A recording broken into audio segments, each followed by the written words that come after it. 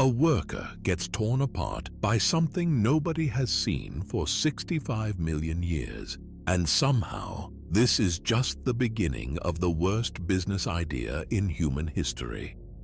Tonight we're heading back to the islands where science rewrote history and nature reminded us who's in charge. While you get comfortable, drop a comment where you're tuning in from and the time there. I'm always fascinated to see how far this story reaches. And now, without further ado, let us get into the entire Jurassic World timeline, and we'll start at the very beginning. This is 1993, when the world still believed dinosaurs were safely extinct and theme parks were places where the biggest danger was overpriced popcorn. John Hammond, a wealthy entrepreneur with dreams bigger than his common sense, has just watched his investment literally eat one of his employees. A velociraptor killed a worker at his construction site, and now his investors are asking very uncomfortable questions. Hammond needs experts to tell the world his park is safe. People who understand ancient life and can calm the fears of nervous billionaires. So he reaches out to three of the smartest people he can find. Dr. Alan Grant, a paleontologist who spends his days digging up dinosaur bones in Montana. Dr. Ellie Sattler, a paleobotanist who knows everything about ancient plants. And Dr. Ian Malcolm, a mathematician who specializes in chaos theory and seems to understand that some things are too dangerous to control. None of them know what they're about to see. The helicopter ride to Isla Nublar starts like any other consulting job. Grant and Sattler think they're evaluating fossil exhibits or maybe some elaborate animatronics. Malcolm tags along because Hammond promised good money and interesting problems. The island looks peaceful from above. Lush green forests, sparkling waterfalls, the kind of place where rich people build vacation homes. Then they see something moving through the trees below that makes their hearts stop.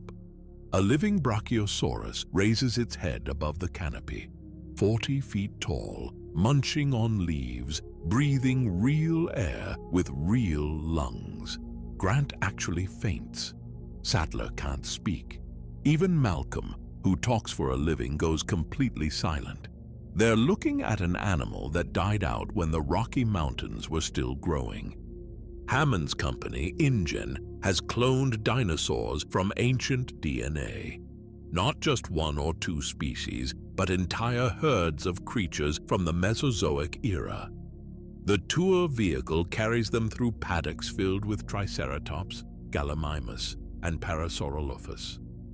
Every few minutes, they see something that should be impossible.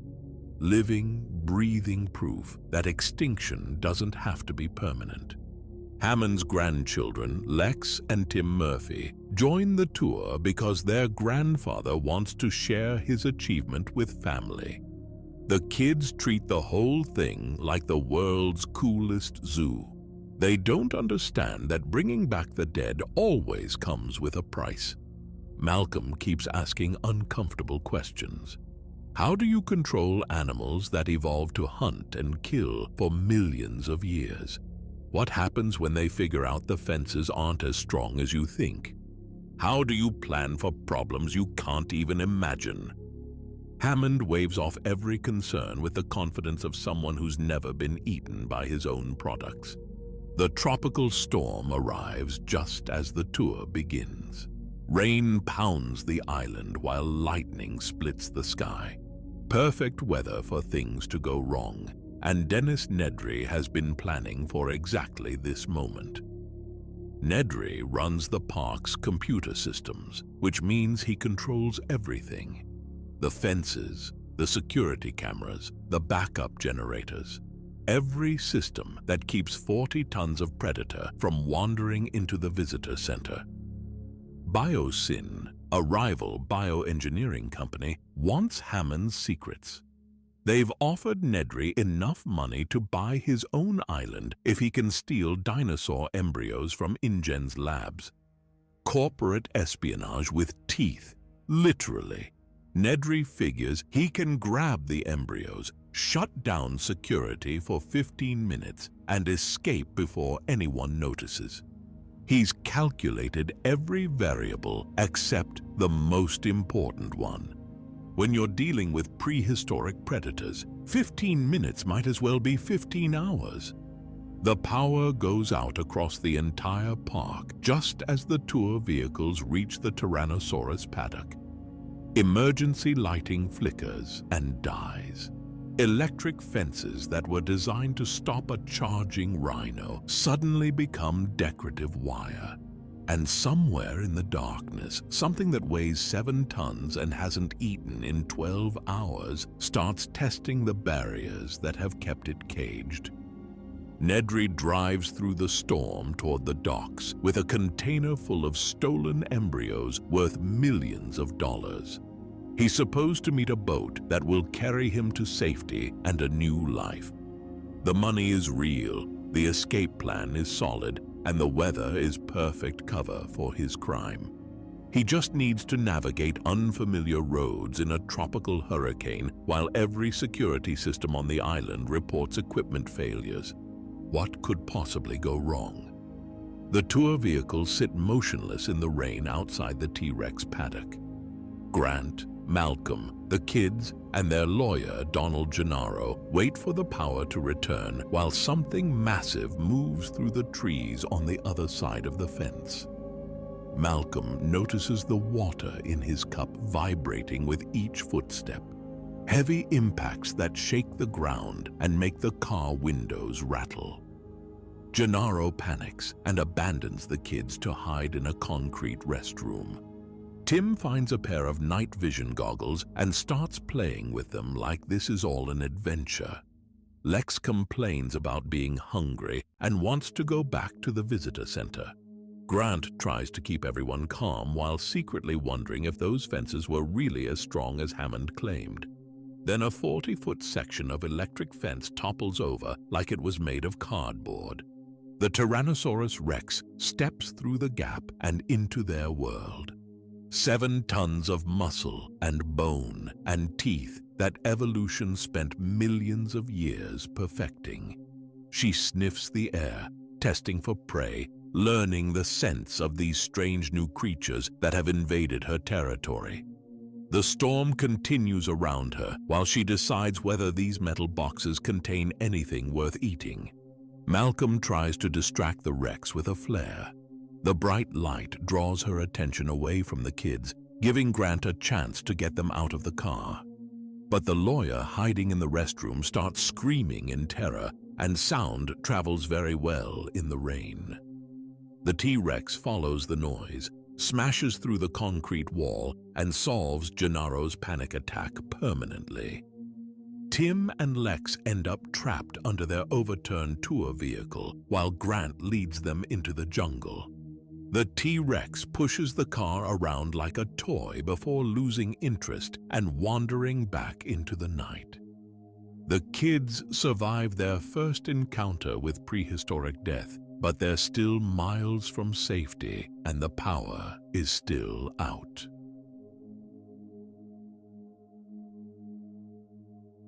When the power dies, the food chain comes back to life. And humans just discovered they're not at the top of it. The Tyrannosaurus Rex doesn't waste time admiring her newfound freedom. She's hungry, angry, and standing next to 2 tour vehicles full of people who smell like fear. The storm provides perfect hunting weather, while the darkness gives her every advantage evolution designed. Malcolm tries playing hero with a flare, running away from the kids to draw the Rex toward himself. Noble gesture, terrible execution. Then she remembers the lawyer hiding in the concrete restroom. Gennaro picked the wrong place to panic. The Rex smashes through the wall and swallows him whole while he's still screaming. Grant grabs Tim and Lex as their tour vehicle gets flipped upside down. The T-Rex pushes the car around for a few minutes, testing whether it contains anything edible, then loses interest and wanders back into the jungle. The kids are shaken but alive. Grant leads them away from the wreckage and into the forest, carrying a field guide and a prayer that nothing else is hunting tonight. Meanwhile, Dennis Nedry drives through the worst storm of his life toward a dock that might not even exist. The stolen embryos sit in a modified shaving cream can on his passenger seat, worth enough money to buy a small country. All he has to do is reach the boat and disappear forever. Simple plan, except he gets lost immediately. The storm turns familiar roads into rivers, while fallen trees block every shortcut Nedry knows. His Jeep slides off the main path and gets stuck in thick mud. He tries using a winch to pull himself free, but the rain keeps washing away his footing. Every few minutes, lightning illuminates the jungle around him, revealing shapes that move wrong for this century. The Dilophosaurus finds him while he's focused on his winch cable. She approaches slowly, almost playfully, like a dog that wants attention. Nedry doesn't recognize her at first. The frilled lizard looks harmless compared to the 40-foot predators he helped design. Maybe 3 feet tall, probably weighs less than he does. He figures he can scare her away or maybe feed her something from his lunch. Then she spits venom directly into his eyes. The poison blinds him instantly while the pain drops him to his knees. Nedry stumbles around his Jeep, screaming for help that will never come, while the Dilophosaurus circles him like a cat playing with wounded prey. She takes her time killing him, savoring the hunt. The embryo canister falls into the mud during his death throes and disappears under 6 inches of rainwater. 15 different dinosaur species, engineered over 5 years at a cost of millions of dollars, sink into the jungle floor and get buried by the storm. Biosin's corporate espionage ends in total failure. The secrets die with their thief. Back at the visitor center, the remaining staff work frantically to restore power before more people get eaten. Ray Arnold, the chief engineer, pounds coffee and cigarettes while troubleshooting every system InGen installed. The computers show cascade failures across the entire network.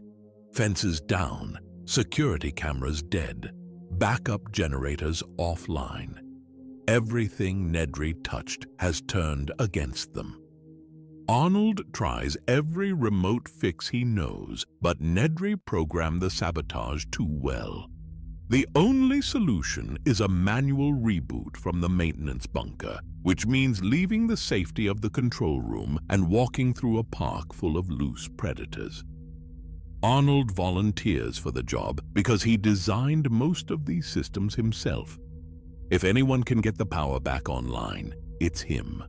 The maintenance shed sits half a mile from the visitor center, connected by service roads that were never meant for emergency evacuations. Arnold drives there without incident, reaches the manual controls, and starts the reboot sequence. Everything works exactly as designed. Generators come online, computers restart, security systems begin their startup routines. He's fixed Hammond's billion-dollar mistake in under an hour. Then he tries to leave the bunker and discovers the velociraptors have been waiting for him. Nobody knows exactly what happened next. Arnold's radio goes silent in the middle of a status report. His Jeep remains parked outside the bunker with the engine running.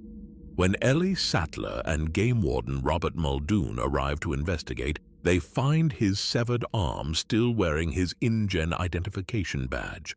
The Raptors have left it as a warning. Sattler volunteers to finish Arnold's work, while Muldoon provides security.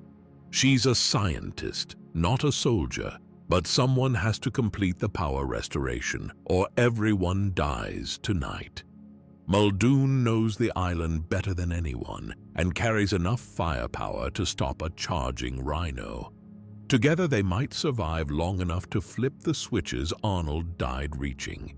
The maintenance bunker looks like a slaughterhouse when they arrive. Blood on the walls, equipment scattered everywhere, and Arnold's remains spread across multiple rooms. Sattler forces herself to ignore the carnage and focus on the generator controls. Each switch represents another system coming back online. Lights, fences, communications, water pumps. The infrastructure that keeps civilization running in a place where it has no business existing. She gets the main power restored while Muldoon watches the perimeter. Every light in the park flickers back to life. Electric fences energize with lethal voltage, and security cameras begin recording again. For a few minutes, it looks like they've solved the crisis. Then the raptors spring their trap. Two velociraptors attack from different directions simultaneously. Pack hunters with the intelligence of dolphins and the killing instincts of sharks. Muldoon trained for this exact scenario, drilled anti-raptor tactics until he could perform them in his sleep. But theory and practice are very different when the enemy can think. He spots the first raptor stalking through the underbrush and aims his shotgun carefully. Range 30 yards, clean shot, buckshot load that will drop anything smaller than an elephant. He's about to pull the trigger when he hears the grass rustling behind him. The raptor he was watching was just a distraction. The real attack comes from his blind spot. Muldoon turns to face his killer and manages 2 words before she pounces. Clever girl, the epitaph of a man who understood his enemy too well and not well enough. His shotgun fires once into the air, then the jungle goes quiet except for the sound of feeding. Sattler hears the gunshot and knows Muldoon is dead. She's alone in a building designed to keep things in, not out, while at least 2 velociraptors hunt for her. The power is restored, but the cost keeps climbing. Hammond's dream has become everyone else's nightmare, and the night isn't over yet. The raptors test every door and window, looking for ways inside the bunker. They remember Arnold's scent and want to finish what they started.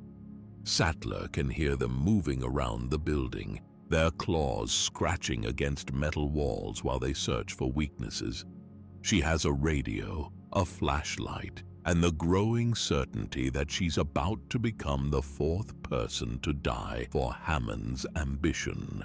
Outside, the electric fences hum with restored power, while emergency lights push back the darkness. The park's systems are online again, but the dinosaurs are still loose and the body count keeps rising. 3 people dead, Malcolm critically injured, and the night still young. Hammond's investors were right to worry about safety. They just weren't worried enough.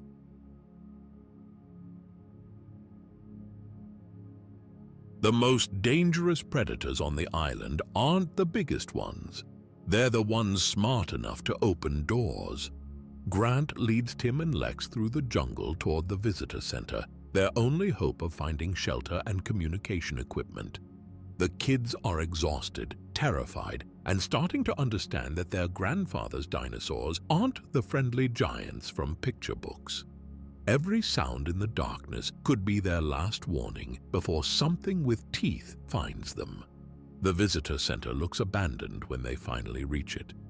Emergency lighting casts eerie shadows through the lobby while the backup generators hum in the basement. Hammond and Malcolm have taken refuge in an underground bunker, waiting for rescue that might never come.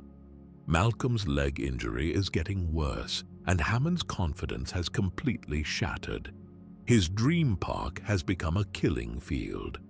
Grant gets the kids inside and tries to figure out their next move. The main computer systems are back online thanks to Sattler's work at the maintenance bunker, but most of the island's communication arrays were damaged in the storm. They can't call for help, and they can't stay here indefinitely. The visitor center was designed to impress tourists, not protect them from intelligent predators. That's when they hear the scratching.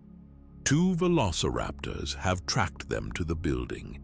They know where the entrances are, which windows can be broken, and how to work simple mechanisms like door handles. The raptors split up to hunt more efficiently. One circles the building looking for weak points, while the other finds an unlocked service entrance.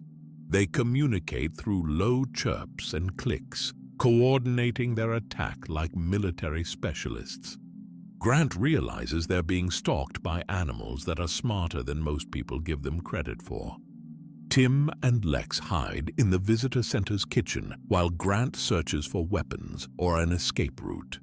The kitchen seems safe with its steel counters and multiple exits, but safety is an illusion when your enemies can think 3 moves ahead.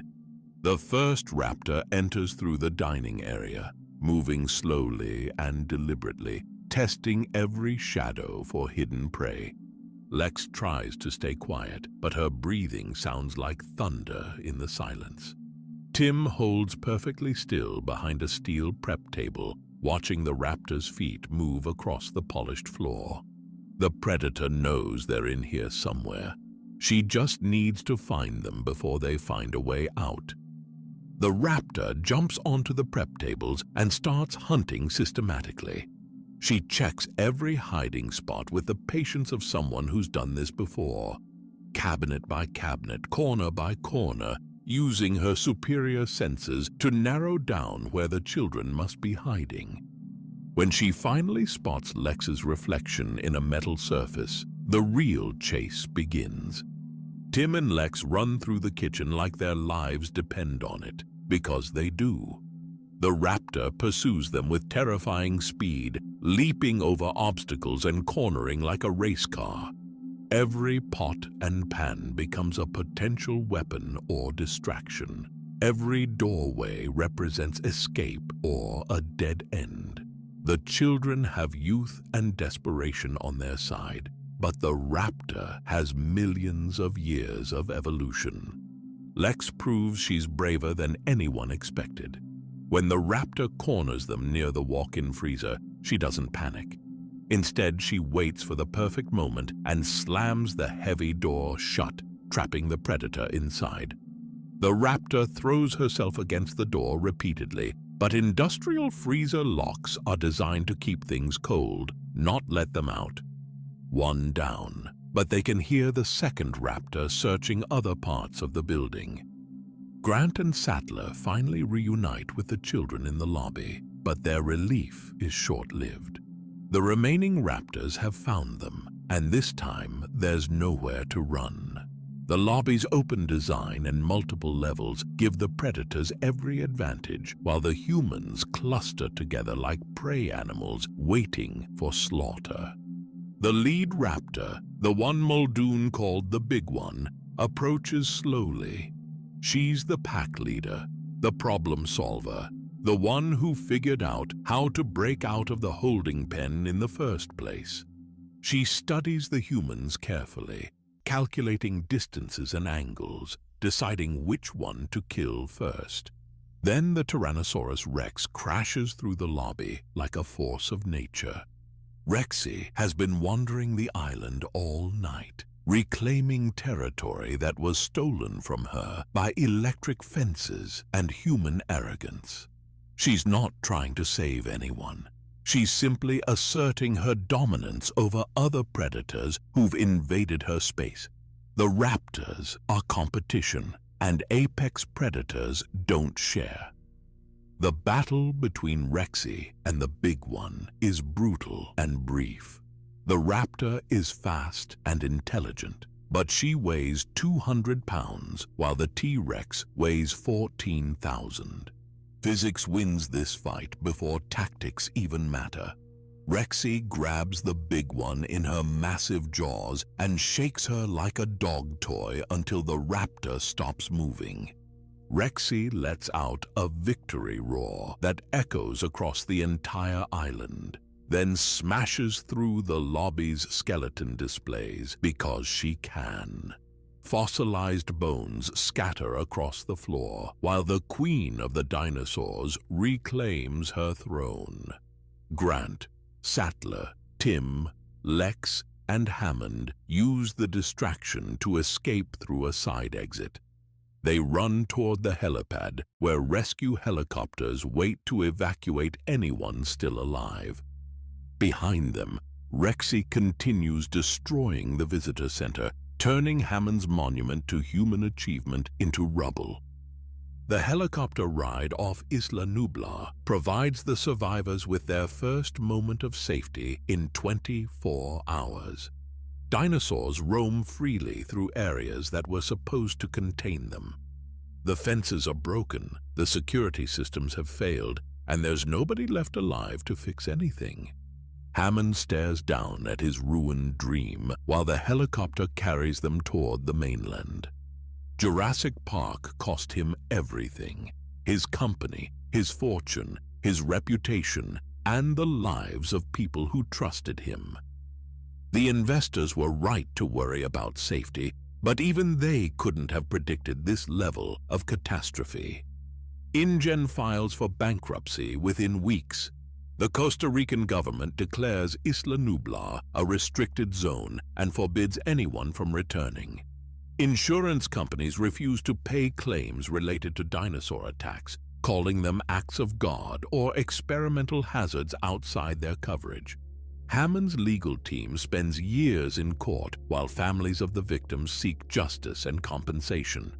The world learns that bringing back extinct species is possible but not advisable. Scientists debate the ethics of genetic resurrection while governments draft laws to prevent similar experiments. Some call for the island to be bombed into extinction, while others argue the dinosaurs deserve protection as victims of human interference. But the dinosaurs don't care about human politics or legal proceedings. They've inherited an island paradise with no predators except each other. Rexy rules the visitor center area while raptors claim the jungle. Herbivores graze in open meadows without electric fences to limit their movement. Life finds a way to continue, just not the way Hammond planned. The dream of Jurassic Park dies with the people who believed in it. What remains is a cautionary tale about the dangers of playing God and the hubris of thinking humans can control forces they barely understand. The island belongs to the dinosaurs now, and they're not interested in selling tickets.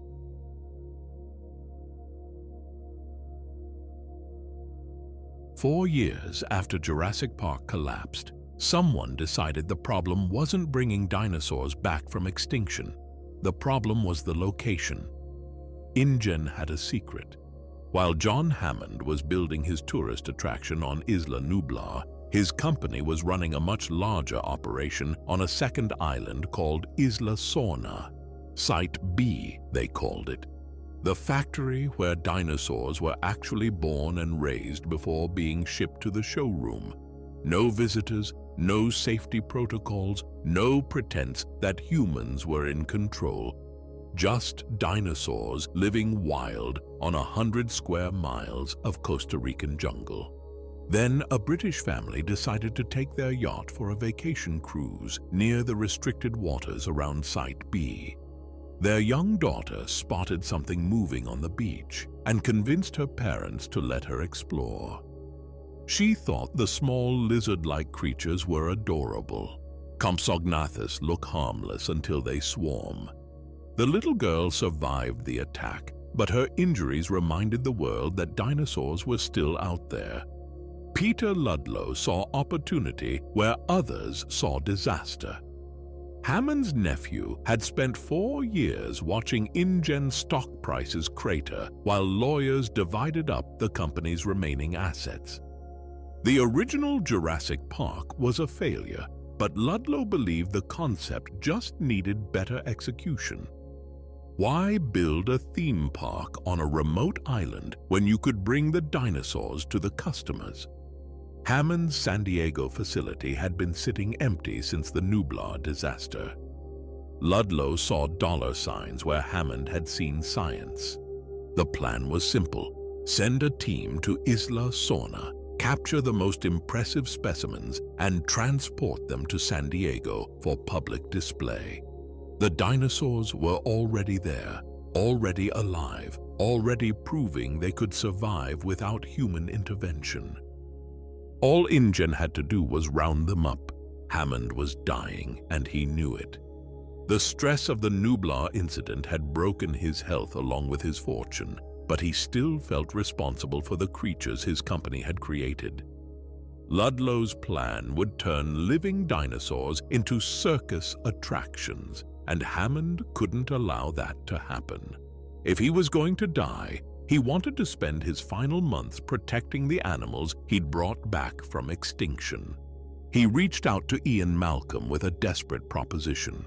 Lead a small team to Isla Sorna, document the dinosaurs living in their natural habitat, and generate enough public sympathy to stop Ludlow's harvesting operation. No weapons, no capture equipment, just cameras and scientific instruments. Show the world that dinosaurs deserved protection, not exploitation. Malcolm wanted nothing to do with dinosaurs ever again. He'd survived Nublar by pure luck and had no interest in testing fate twice. But his girlfriend, behavioral paleontologist Sarah Harding, was already on Site B studying how dinosaurs behaved without human interference. She'd gone alone despite Malcolm's objections, and now he had to choose between his safety and her life. The Gatherers team consisted of Malcolm, videographer Nick Van Owen, and engineer Eddie Carr. Nick brought activist credentials and professional camera equipment, while Eddie provided technical support and a mobile laboratory trailer. They were supposed to document, not interfere, but that plan lasted about 5 minutes after they found Sarah observing a Stegosaurus herd. The sight stopped them cold. Dozens of adult Stegosaurus moving through open grassland like a herd of enormous cattle. No fences, no handlers, no human intervention of any kind. Just prehistoric herbivores living exactly as they had millions of years ago. Sarah was in heaven, taking notes on their social behavior and feeding patterns. Then Malcolm's daughter Kelly emerged from the equipment trailer where she'd been hiding since they left the mainland. The 13-year-old had stowed away because she wanted to see dinosaurs and spend time with her father. Malcolm was furious, terrified, and trapped. He couldn't send her back alone, and he couldn't abandon Sarah to escort Kelly to safety. InGen's hunting expedition arrived like an invasion force. Dozens of mercenaries led by Roland Tembo, a big game hunter who'd killed everything Africa had to offer and was looking for new challenges. Ludlow had promised him a chance to hunt a Tyrannosaurus Rex, the ultimate trophy for someone who'd already bagged lions and elephants.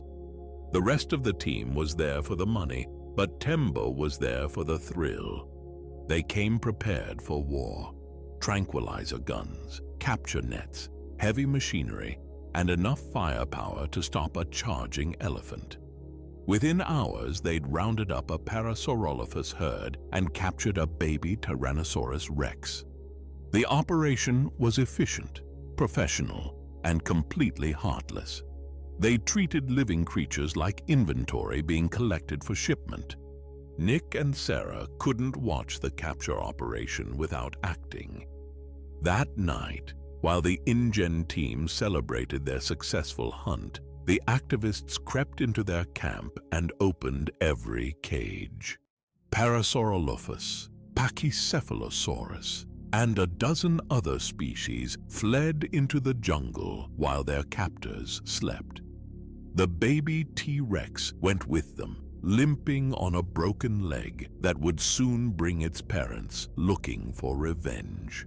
The dinosaur stampede destroyed most of InGen's equipment and scattered their personnel across the island.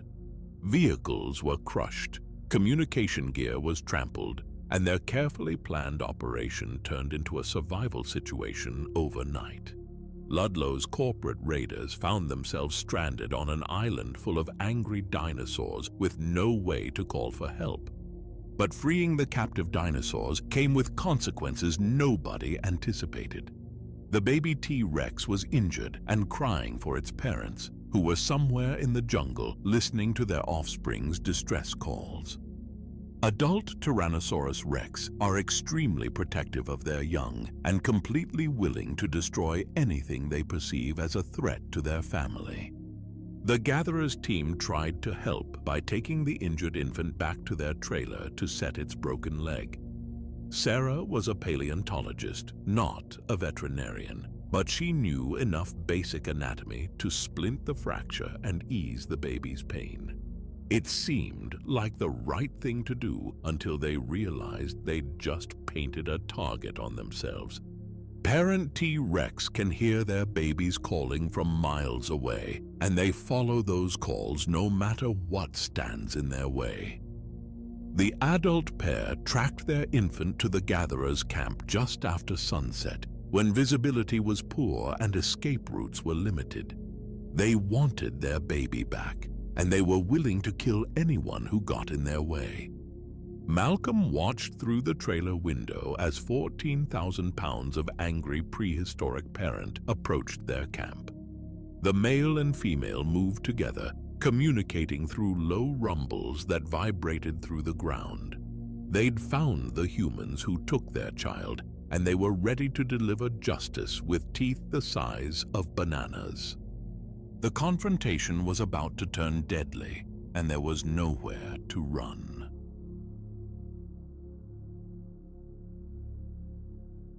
When you steal someone's baby, you better be ready to meet the parents. And T-Rex parents don't negotiate. Sarah Harding thought she was helping when she set the infant T-Rex's broken leg. The baby was in pain, crying constantly, unable to keep up with its parents. Basic veterinary care seemed like the humane thing to do. But good intentions mean nothing to 14,000 pounds of angry prehistoric parent tracking their offspring's distress calls through the jungle. The adult T-Rex pair found the gatherers' camp just after dark. Two massive predators moving together with the coordination of animals who'd been hunting as a team for years. They didn't roar or posture or waste time with territorial displays. They simply walked up to the trailers and started pushing. The first trailer went over the cliff immediately. Malcolm, Sarah, and Nick barely escaped as their mobile laboratory tumbled down the rocky slope, taking thousands of dollars of scientific equipment with it. The second trailer teetered on the edge while the T-Rex parents searched for their baby, who was still inside crying for help. Eddie Carr could have run. Should have run. His job was technical support, not heroic rescues, and he had an SUV that could outrun anything on 4 legs. Instead, he grabbed every rope and cable he could find and tried to pull his friends to safety.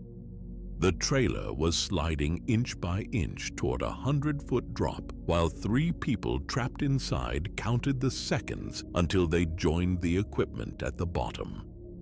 Eddie's plan almost worked. The ropes held, the SUV's engine had enough power, and he'd managed to stop the trailer from falling. Then both adult T-Rex decided he was the real threat. They attacked from opposite sides simultaneously, each grabbing an arm and pulling in different directions. Eddie Carr died the way heroes die in disaster movies, saving everyone else while the audience watches in horror. The trailer fell anyway, carrying Malcolm, Sarah, and Nick into the darkness below. Somehow they survived the crash, though Malcolm's leg was re-injured and Sarah had a concussion that left her seeing double. But InGen's hunting camp was about to learn what happens when you trap apex predators on an island with no escape routes. The T-Rex pair left the trailer crash site and headed straight for the mercenary camp. following scent trails and the sounds of human activity. They arrived like a natural disaster, smashing through equipment and vehicles while the hunters scrambled for weapons that were designed for tranquilizing, not killing. Nobody had brought enough firepower to stop two adult Tyrannosaurus Rex in full rampage mode. Dieter Stark, Tembo's nervous assistant, panicked and ran into the jungle alone. Bad decision. The Compsognathus pack found him within minutes, swarming over him like prehistoric piranhas. Each individual was harmless, but 50 of them working together could strip a man to bone in minutes. Stark's screams carried back to camp long enough for everyone to understand his fate. Dr. Robert Burke, InGen's paleobiologist, thought he was safe hiding behind an overturned vehicle. He was wrong. One of the adult T-Rex found him there and ate him while he was still trying to identify which species was about to kill him. Burke spent his entire career studying extinct predators, and now he'd become part of their food chain. The carnage continued until dawn, when the surviving members of both expeditions finally found each other in the ruins of the camp. Tembo had managed to tranquilize the male T-Rex during the rampage, proving that his reputation as a big-game hunter was well-deserved. But his triumph felt hollow with half his team dead and the island still trying to kill the rest of them. Nick returned the infant T-Rex to its parents, hoping to end the violence. The reunion was touching in a way that reminded everyone these were animals, not monsters. The T-Rex family disappeared into the jungle together, leaving the humans to figure out how to survive long enough for rescue. Malcolm's team and what remained of Tembo's expedition had no choice but to work together. They needed to reach the abandoned InGen worker village in the center of the island, where communication equipment might still be functioning. The trek would take them through dense jungle and open grassland, both of which presented their own dangers. Ludlow complained constantly about the heat, the insects, and the complete failure of his billion-dollar harvesting operation.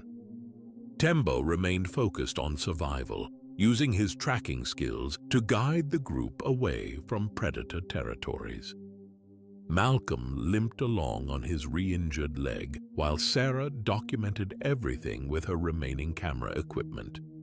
The tall grass looked harmless enough when they reached it around midday.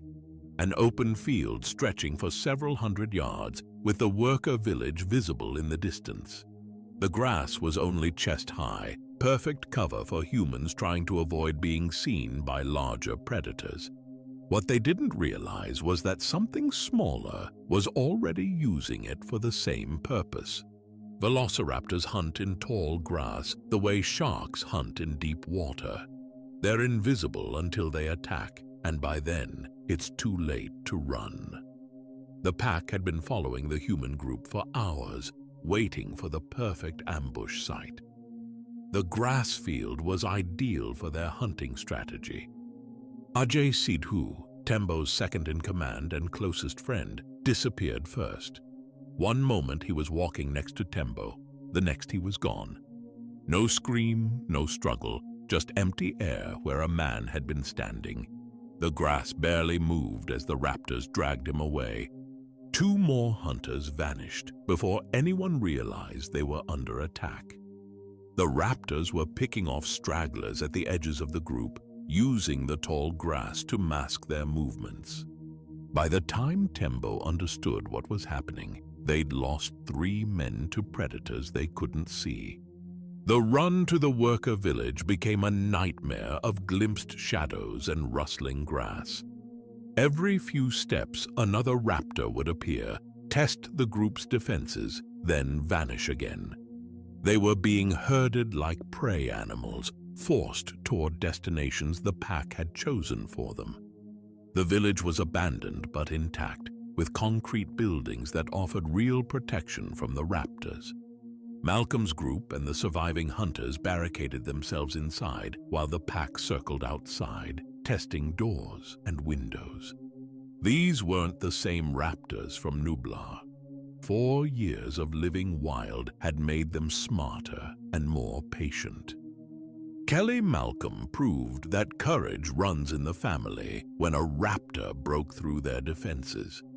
The 13-year-old girl used her gymnastics training to kick the predator out of a second-story window, sending it tumbling to the street below.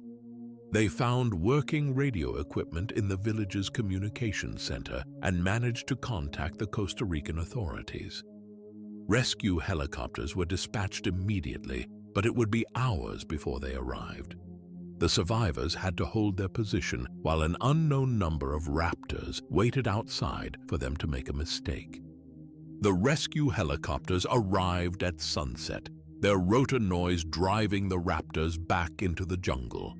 Malcolm, Sarah, Kelly, and Nick climbed aboard the first aircraft, while Tembo supervised the loading of his unconscious T-Rex onto a cargo helicopter. Everyone was leaving Site B, but they weren't all going to the same place. Ludlow's plan to bring dinosaurs to the mainland was still moving forward, despite the fact that it had already killed a dozen people. Some lessons take more than one disaster to learn. Sometimes the worst disasters happen when the plan actually works. Peter Ludlow got his dinosaur to the mainland exactly as intended. He just forgot to plan for what happened next. Roland Tembo had captured the male Tyrannosaurus Rex, proving he was still the best big game hunter in the world. But watching his friends die on Site B had broken something inside him. He'd gotten his trophy and lost his soul in the process. Some victories cost too much. Ludlow proceeded with his plan anyway. The male T-Rex and its infant were loaded onto a cargo ship for transport to California, where Hammond's abandoned San Diego facility waited to become the world's first urban dinosaur zoo. The adult was heavily sedated for the journey, while the baby traveled in a smaller containment unit. Everything seemed under control as the ship left Costa Rican waters. The crossing should have taken 3 days. Calm seas, experienced crew, and enough tranquilizer to keep a bull elephant unconscious for a week. Nobody wanted to create panic by mentioning the word dinosaur. Then the ship crashed into the San Diego harbor dock at full speed with nobody alive to steer it. Harbor authorities found the cargo vessel's bridge covered in blood, but no bodies. The crew had simply vanished, leaving behind torn clothing and equipment scattered across multiple decks. The ship's log ended abruptly in the middle of a routine status report. Whatever happened occurred quickly and violently enough that nobody had time to send a distress signal. Ludlow arrived at the dock with a team of animal handlers and enough firepower to tranquilize anything that moved. He assumed the adult T-Rex was still unconscious in the cargo hold, probably suffering from motion sickness but otherwise manageable. The plan was simple. Transfer both dinosaurs to secure transport vehicles and drive them to the facility for public display within the week.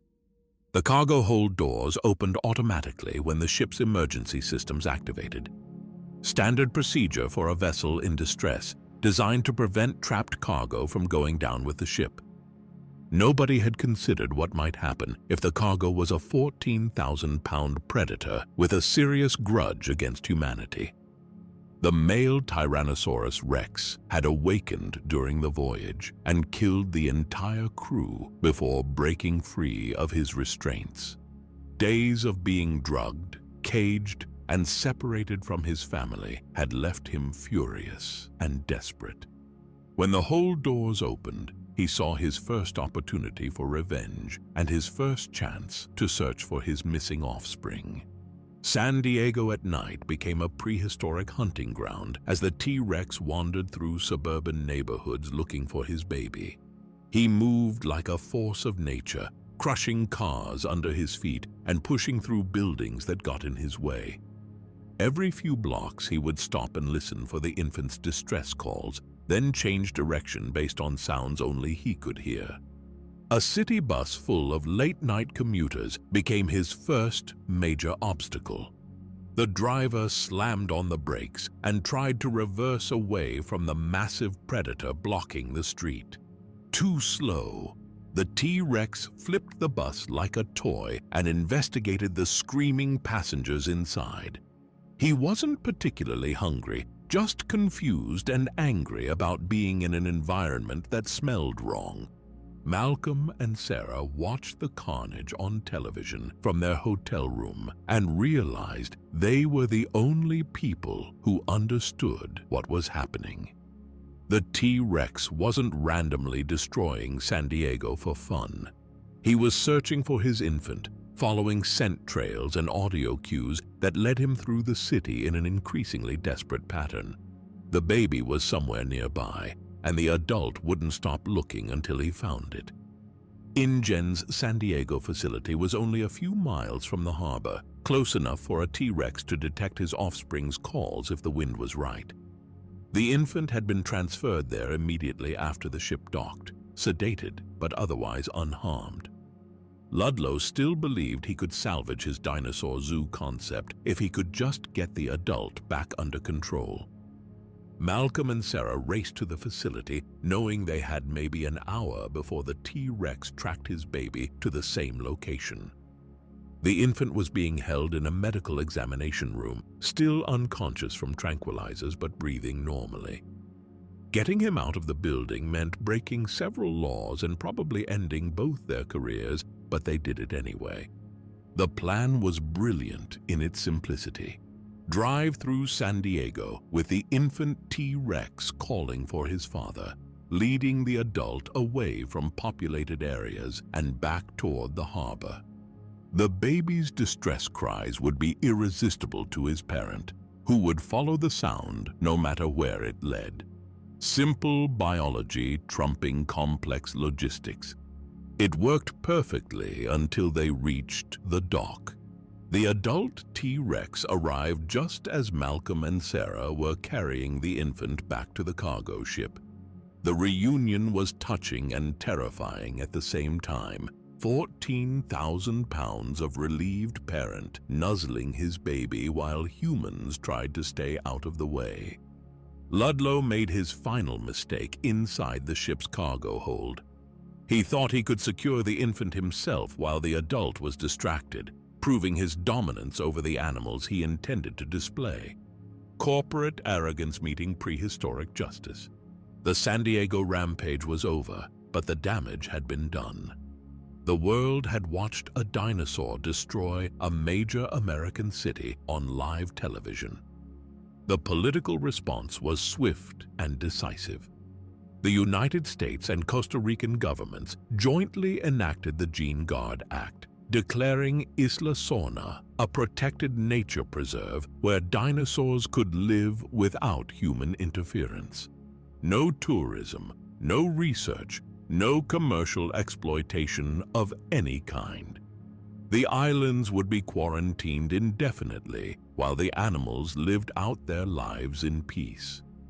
The T-Rex family was reunited on Isla Sorna, where they could raise their offspring without worrying about corporate raiders or big game hunters.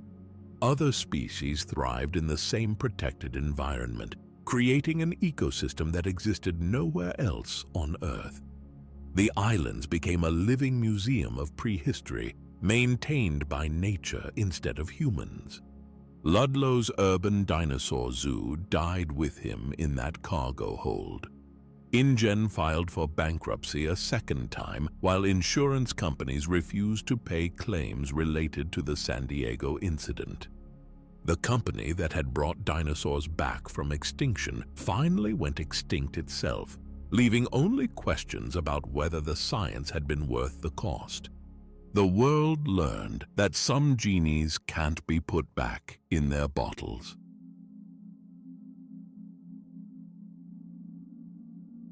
"4 years after San Diego, people still thought the worst thing that could happen with dinosaurs was watching them destroy a city. They were about to discover something much worse than city-destroying predators. They were about to meet the new king of Isla Sorna. Eric Kirby was 12 years old and thought parasailing near a restricted island sounded like the adventure of a lifetime. His mother's boyfriend, Ben Hildebrand, wanted to impress the kid and booked them on an illegal eco-tour that promised close-up views of real dinosaurs. The tour operators were breaking about 15 international laws, but they charged premium prices for the thrill of seeing prehistoric creatures in their natural habitat.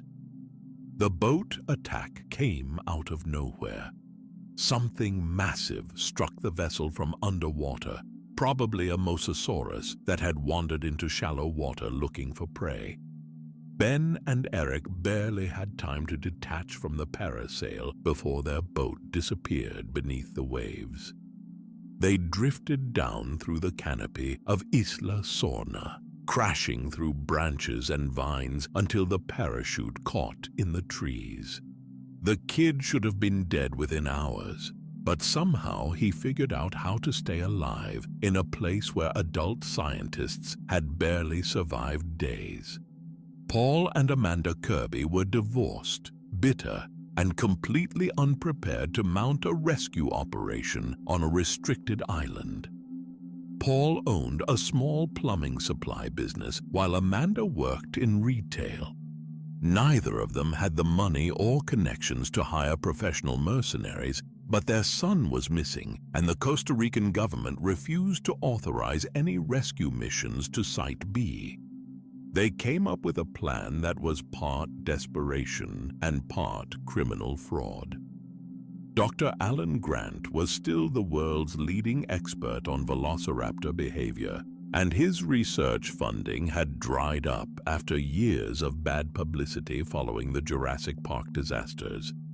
The Kirbys would pose as wealthy adventure tourists who wanted to fund his dig in exchange for an aerial tour of Isla Sorna. Grant needed the money too badly to ask too many questions.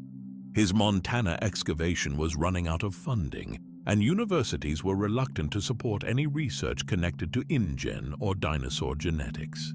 When Paul and Amanda Kirby offered to write a check for his entire budget in exchange for one afternoon of his time, Grant agreed immediately. He brought along Billy Brennan, his graduate student and protege, partly for the extra expertise and partly because Billy had been pushing for more fieldwork. Billy was young, eager, and completely unaware that he was about to experience the worst field trip in paleontology history. The chartered plane flew low over Site B's coastline, giving them perfect views of the dinosaur herds roaming free across the island. Grant spotted Parasaurolophus, Ankylosaurus, and several species he didn't recognize moving through the grasslands. From the air, the island looked peaceful and manageable, just another nature preserve where large animals lived without human interference. Then Paul Kirby told the pilot to land on an abandoned airstrip. Grant protested immediately. They had permission for an aerial survey, nothing more. Landing on Isla Sorna violated international law and probably voided their insurance coverage. But the Kirbys weren't interested in legal technicalities. They'd paid for this flight, and they were going to search for their son whether Grant approved or not. The Spinosaurus appeared on the runway like something out of a nightmare. 50 feet long, walking on two legs, with a sail on its back that made it look even larger than it actually was.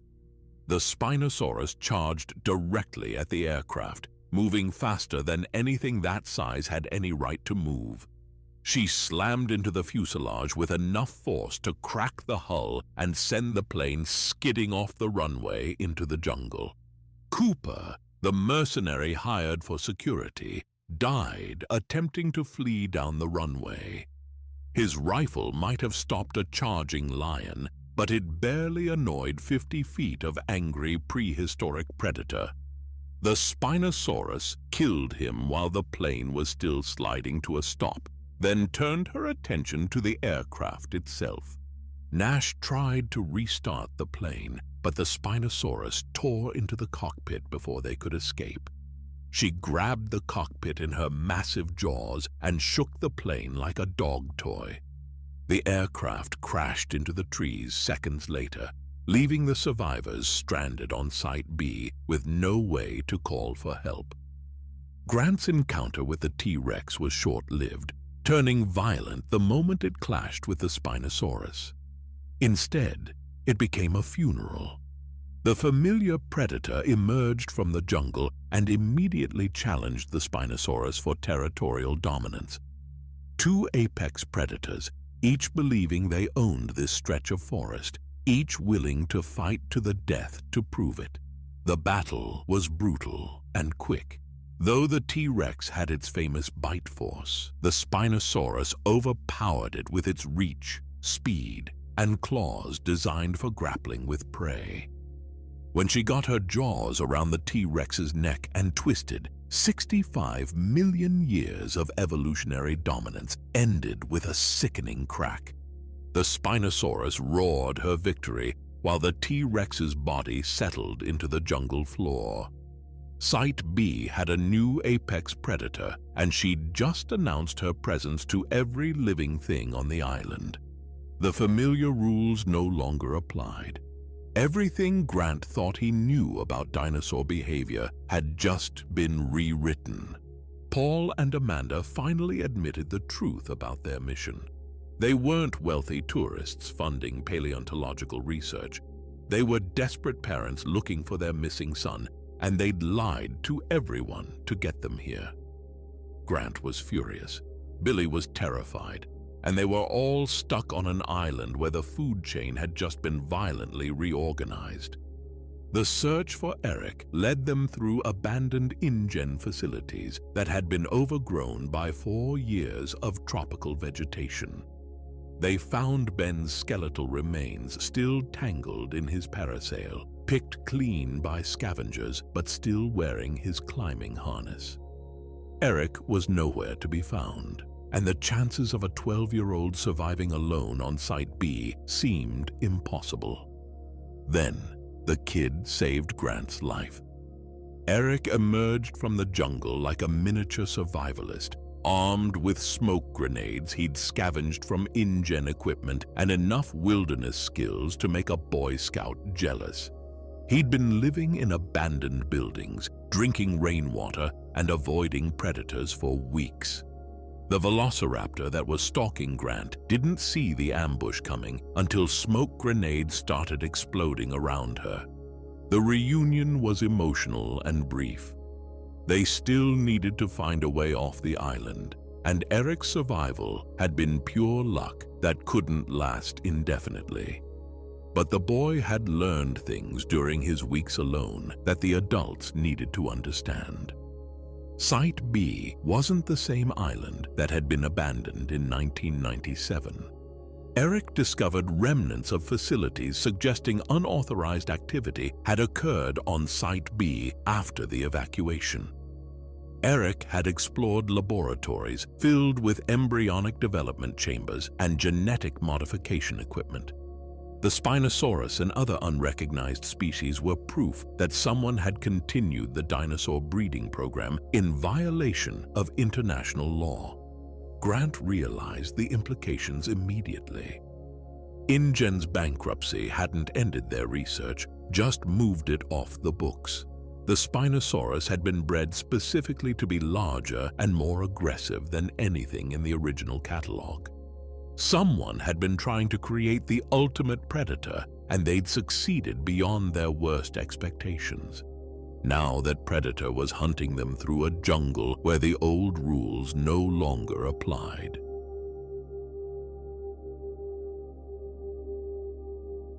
Nothing ruins a rescue mission quite like discovering your graduate student has been stealing dinosaur eggs. Billy Brennan was about to learn that some research funding comes with teeth attached. Grant discovered Billy's theft when the velociraptors started following them with the focused intensity of parents hunting kidnappers. The pack moved differently than the raptors from Nublar, more coordinated and relentless. They weren't hunting for food or defending territory. They were tracking stolen property, and they wanted it back. Billy had pocketed 2 raptor eggs during their exploration of the nesting sites, hoping they could be used for research or to secure future funding. Noble intentions, terrible execution. Raptor eggs were worth millions on the black market, but they were also worth more than human life to the pack that had laid them. The chase led the survivors toward the island's river system, where Billy hoped they could build a raft and float to the coast. Water travel seemed safer than hiking through jungle filled with predators, and the river would take them away from the Spinosaurus territory they'd been avoiding. Simple plan, except the Spinosaurus wasn't restricted to land hunting. She found them on the makeshift boat just as they were congratulating themselves on their clever escape route. 50 feet of aquatic predator erupting from the water like a prehistoric missile, jaws open wide enough to swallow their entire raft. The Spinosaurus had evolved for fishing in ancient rivers, and her hunting instincts were perfectly adapted for catching prey on the water. The attack scattered the group across the riverbank, while their boat disintegrated under tons of angry dinosaur. Paul Kirby grabbed a fuel container, poured it on the Spinosaurus's back, and lit it with a flare as she approached. The explosion bought them enough time to scramble into the jungle while she decided that burning humans weren't worth the trouble. Billy's guilt over the stolen eggs was eating him alive. Every time the raptors attacked, every time someone nearly died, he knew it was his fault for taking what didn't belong to him. When they stumbled into an old InGen aviary and Eric was attacked by pteranodons, Billy saw his chance to redeem himself. The aviary was a massive structure designed to house flying reptiles, now overgrown and partially collapsed after years of abandonment. Pteranodons nested in the steel framework, while broken glass created hazards on every surface. Eric was exploring the walkways when a pack of the flying predators decided he looked like suitable prey. Billy used a parasail from their earlier crash, stored in his backpack, to glide off the walkway and save Eric. The parachute carried him into the middle of the pteranodon nesting area, where dozens of angry parents were protecting their young. He managed to get Eric to safety before the flying reptiles tore him apart. Grant watched his student disappear under a swarm of pteranodons and assumed Billy was dead. The kid had been reckless and greedy, but he'd died trying to save someone else's life. It was a better ending than Billy deserved, and a worse one than Grant could bear to watch. The satellite phone that saved their lives had been inside the Spinosaurus since she ate Nash during the initial attack. Grant found it in a massive pile of dinosaur dung, still functional despite its journey through 50 feet of digestive tract. He cleaned it off and managed to get a signal just long enough to call Ellie Sattler on the mainland. Ellie was living quietly with her family, trying to forget that dinosaurs existed and that she'd once nearly been eaten by them. Grant's voice on the phone brought back memories she'd spent years suppressing. He sounded desperate, terrified, and very far from help. When he mentioned the river before the call cut out, she knew exactly where he was and what kind of trouble he was facing. The final confrontation with the velociraptors happened at the island's communication center, where Grant hoped to find working radio equipment. The pack had tracked them there and surrounded the building, cutting off all escape routes. 8 highly intelligent predators against 4 exhausted humans in a contest that should have ended with everyone except the raptors dead. Grant made a decision that was either brilliant or suicidal, depending on how you looked at it. He pulled out the resonating chamber he'd taken from a raptor skull and used it to mimic their communication calls. The sound confused the pack just long enough for him to toss the stolen eggs toward their leader. The raptors retrieved their eggs carefully, checking each one for damage before deciding the humans had learned their lesson. They could have killed everyone in the building, but they'd gotten what they came for. The pack melted back into the jungle while Grant wondered if he'd just experienced the luckiest moment of his entire career. Ellie contacted her husband Mark, who worked in Washington, and he was able to pull strings to organize a rescue. Marines hit the beach in force while helicopters circled overhead, turning the abandoned island into a temporary war zone. The Spinosaurus watched the evacuation from the tree line but didn't approach. She'd learned that humans traveling in large groups with loud machines were more trouble than they were worth. The helicopters were bigger than anything she'd ever hunted, and their rotor noise hurt her ears.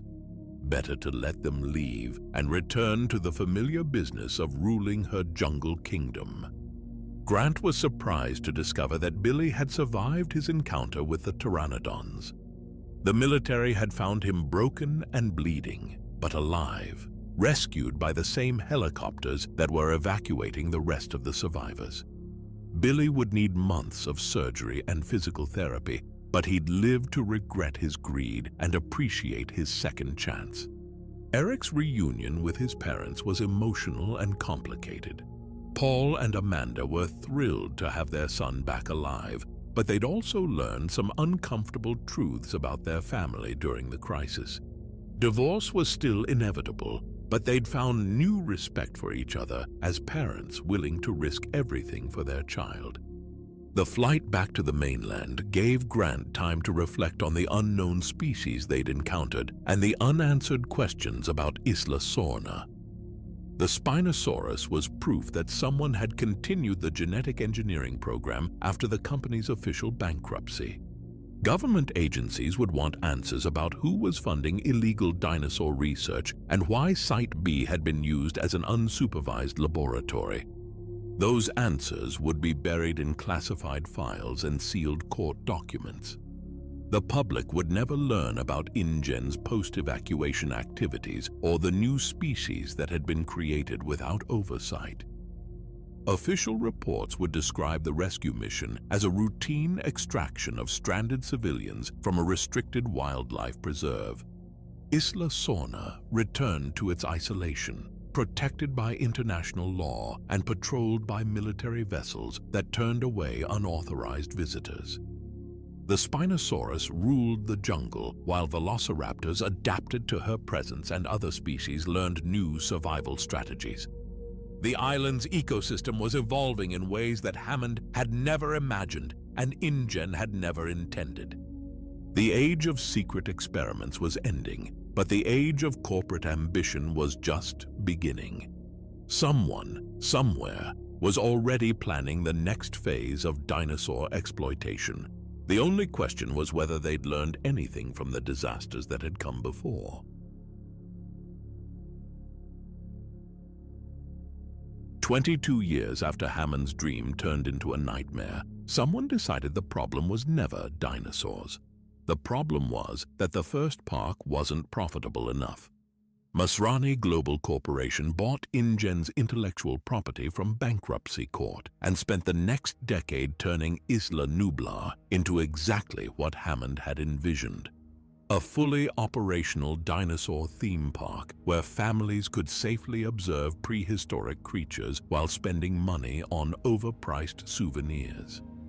Jurassic World opened in 2005 and became the most successful tourist attraction in human history. Simon Masrani was everything John Hammond wasn't.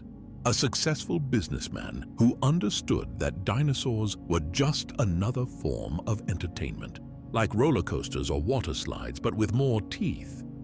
He poured billions into infrastructure, safety systems, and marketing campaigns that turned extinct predators into cuddly mascots for children's lunchboxes. By 2015, Jurassic World was welcoming 20,000 visitors per day during peak season. Families from around the globe saved for years to afford a vacation where they could watch Triceratops graze, see pteranodons soar, and take selfies with baby Stegosaurus in petting zoo areas.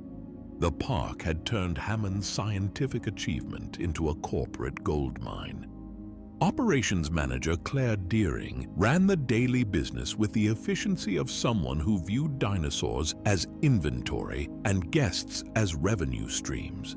She could tell you the exact profit margin on each species, the optimal feeding schedules for maximum visitor engagement, and which exhibits generated the most merchandise sales. Claire treated extinct animals like they were products in a catalog.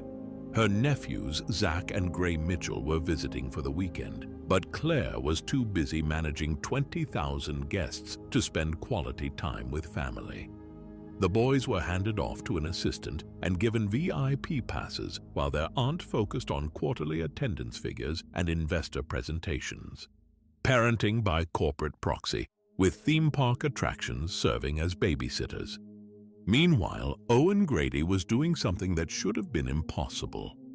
The ex-Navy animal behaviorist had formed a working relationship with 4 velociraptors, training them to respond to hand signals and voice commands like highly intelligent attack dogs. Blue, Charlie, Delta, and Echo could distinguish between friend and foe, follow complex instructions, and hunt as a coordinated pack when necessary. The Raptor program represented years of patient work, building trust with predators that had evolved to kill efficiently. Owen lived in a trailer near their paddock, spending 12 hours a day earning their respect through food rewards, consistent behavior, and an alpha personality that convinced them he was worthy of leadership. It was behavioral psychology applied to prehistoric carnivores. Vic Hoskins, head of InGen Security, saw military applications for Owen's trained raptors. Imagine deploying intelligent predators against enemy forces instead of risking human soldiers. The raptors could infiltrate hostile territory, eliminate specific targets, and return to base without requiring supply lines or evacuation plans. Hoskins envisioned a future where wars were fought by genetically engineered biological weapons. Owen opposed the militarization concept completely. His raptors were intelligent, emotional creatures who had formed personal bonds with him based on years of trust building.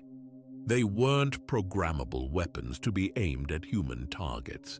Using them for warfare would be both ethically wrong and tactically stupid, since raptors were famous for turning on anyone who tried to control them.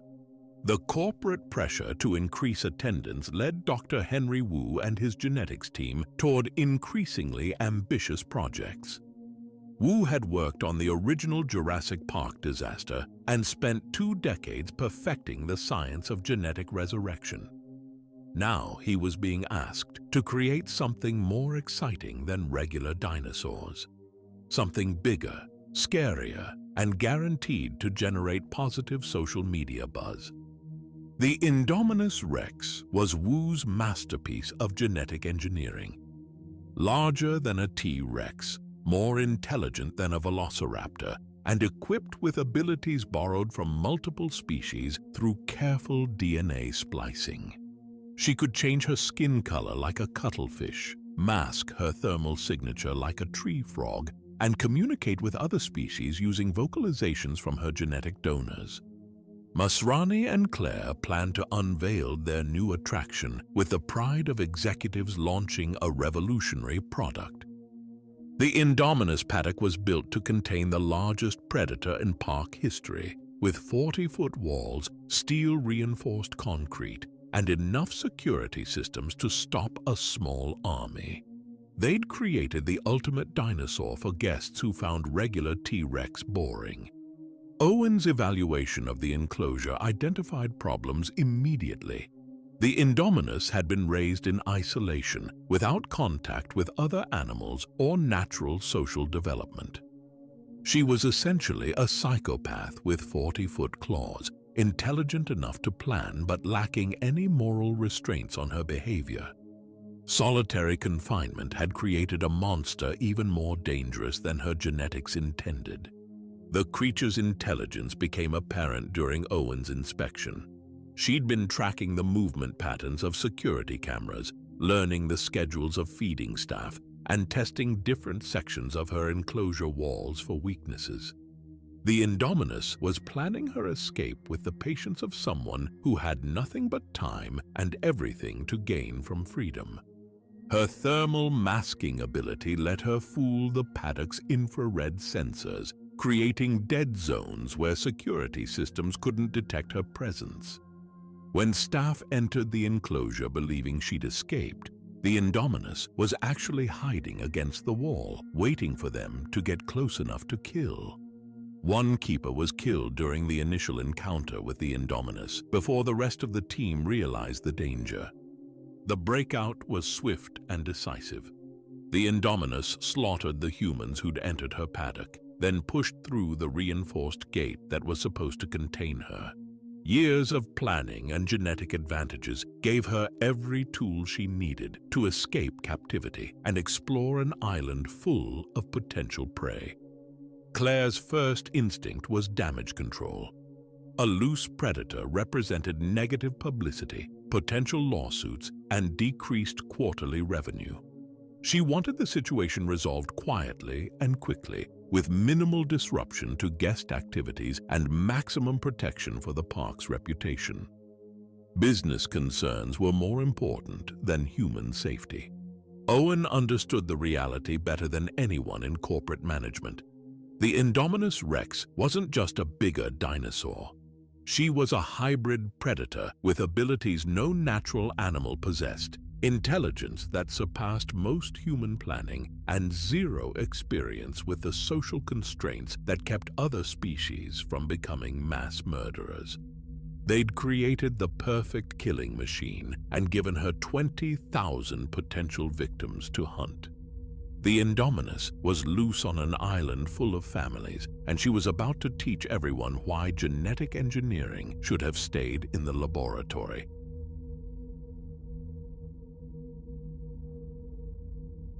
The Asset Containment Unit was trained to handle escaped dinosaurs. They had tranquilizer guns, tactical gear, and complete confidence in their ability to recapture any animal on the island. What they didn't have was experience fighting something that could turn invisible. Owen wanted the Indominus killed immediately. A hybrid predator with advanced intelligence and zero social conditioning was too dangerous to capture alive.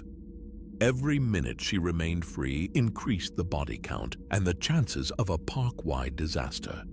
But Simon Masrani couldn't bring himself to destroy his $26 million investment without trying to save it first. The ACU deployed into the jungle with enough firepower to stop a charging elephant. These weren't park rangers with dart guns. They were military contractors with tactical training and non-lethal weapons designed to bring down large, dangerous animals. Their plan was simple: surround the Indominus, hit her with multiple tranquilizer rounds simultaneously, and transport her back to a more secure containment facility. The plan failed because it assumed they were hunting a normal dinosaur. The Indominus used her camouflage ability to become effectively invisible in the jungle environment. Her skin could match the color and texture of surrounding vegetation, making her nearly impossible to spot until she moved. The ACU team walked right past her multiple times without realizing their target was watching them from 20 feet away. She picked them off one by one with the patience of a natural predator and the intelligence of something much more dangerous. The first soldier vanished without a sound while his teammates were checking their GPS coordinates. The second disappeared while providing radio updates to base camp. By the time the surviving team members realized they were being hunted, half their squad was already dead. The massacre in the jungle proved that the Indominus wasn't just another escaped dinosaur. She was a weapon that had been accidentally created and deliberately released into an environment full of innocent people. Every tactical advantage belonged to her, while the humans stumbled around with equipment designed for a completely different kind of threat. Claire finally understood the scope of the crisis when the ACU team's radio chatter stopped completely. An entire squad of professional soldiers had been eliminated by a single predator in just a few minutes. The families enjoying their dinosaur vacation were now sharing the island with something that viewed them as prey. Emergency evacuation protocols went into effect immediately. Zach and Gray Mitchell missed the evacuation announcement because they were riding in a gyrosphere through the park's restricted valley area. The transparent bubble vehicles were designed to let guests move safely among herbivorous dinosaurs while providing complete protection from the outside environment. The boys had taken their sphere off the designated path because controlled tours were boring and adventure was more fun. The Indominus found them exploring an area that should have been empty of tourists. The hybrid predator had never encountered a gyrosphere before, but her intelligence allowed her to assess the threat quickly. The sphere protected the boys from her claws and teeth, but it couldn't protect them from her problem-solving abilities. She rolled their vehicle like a ball, smashing it against trees and rocks until the protective shell cracked. When the sphere finally broke open, Zach and Gray had seconds to escape before she could reach them. They ran toward the nearest water source and jumped off a waterfall, choosing potential drowning over certain death in the Indominus's jaws. The boys survived the fall and found themselves in a part of Isla Nublar that tourists never saw. The ruins of the original Jurassic Park Visitor Center stood among overgrown vegetation, a monument to Hammond's failed dream. 22 years of tropical weather had damaged the buildings, but the basic structure remained intact. Inside the abandoned facility, they discovered artifacts from 1993. Old computers, faded promotional materials, and a Jeep Wrangler that had been sitting in the garage since the original park's collapse. Zach had been working on cars with his grandfather and managed to get the engine running despite 2 decades of neglect. The boys drove away from the ruins in a vehicle that had witnessed the first dinosaur disaster. Claire and Owen tracked the missing boys through jungle that was becoming increasingly dangerous as more species sensed the disruption in their environment. The Indominus's rampage was affecting the entire island ecosystem, causing normally calm herbivores to panic and driving other predators into new territories. Their search brought them face to face with the escaped hybrid during one of her hunting expeditions. The encounter lasted only minutes, but it demonstrated exactly why Owen had wanted her terminated immediately. The Indominus studied them with calculating intelligence, testing their reactions and learning their weaknesses before deciding they weren't worth pursuing. The aviary crash changed everything. The Indominus smashed through the protective dome that housed the park's flying reptiles, releasing dozens of pteranodons and dimorphodons into the open sky. These weren't the gentle giants from the herbivore exhibits. They were aerial predators with 20-foot wingspans and beaks designed for catching fish and small animals. Simon Masrani made his final mistake when he personally piloted a helicopter to hunt the Indominus from the air.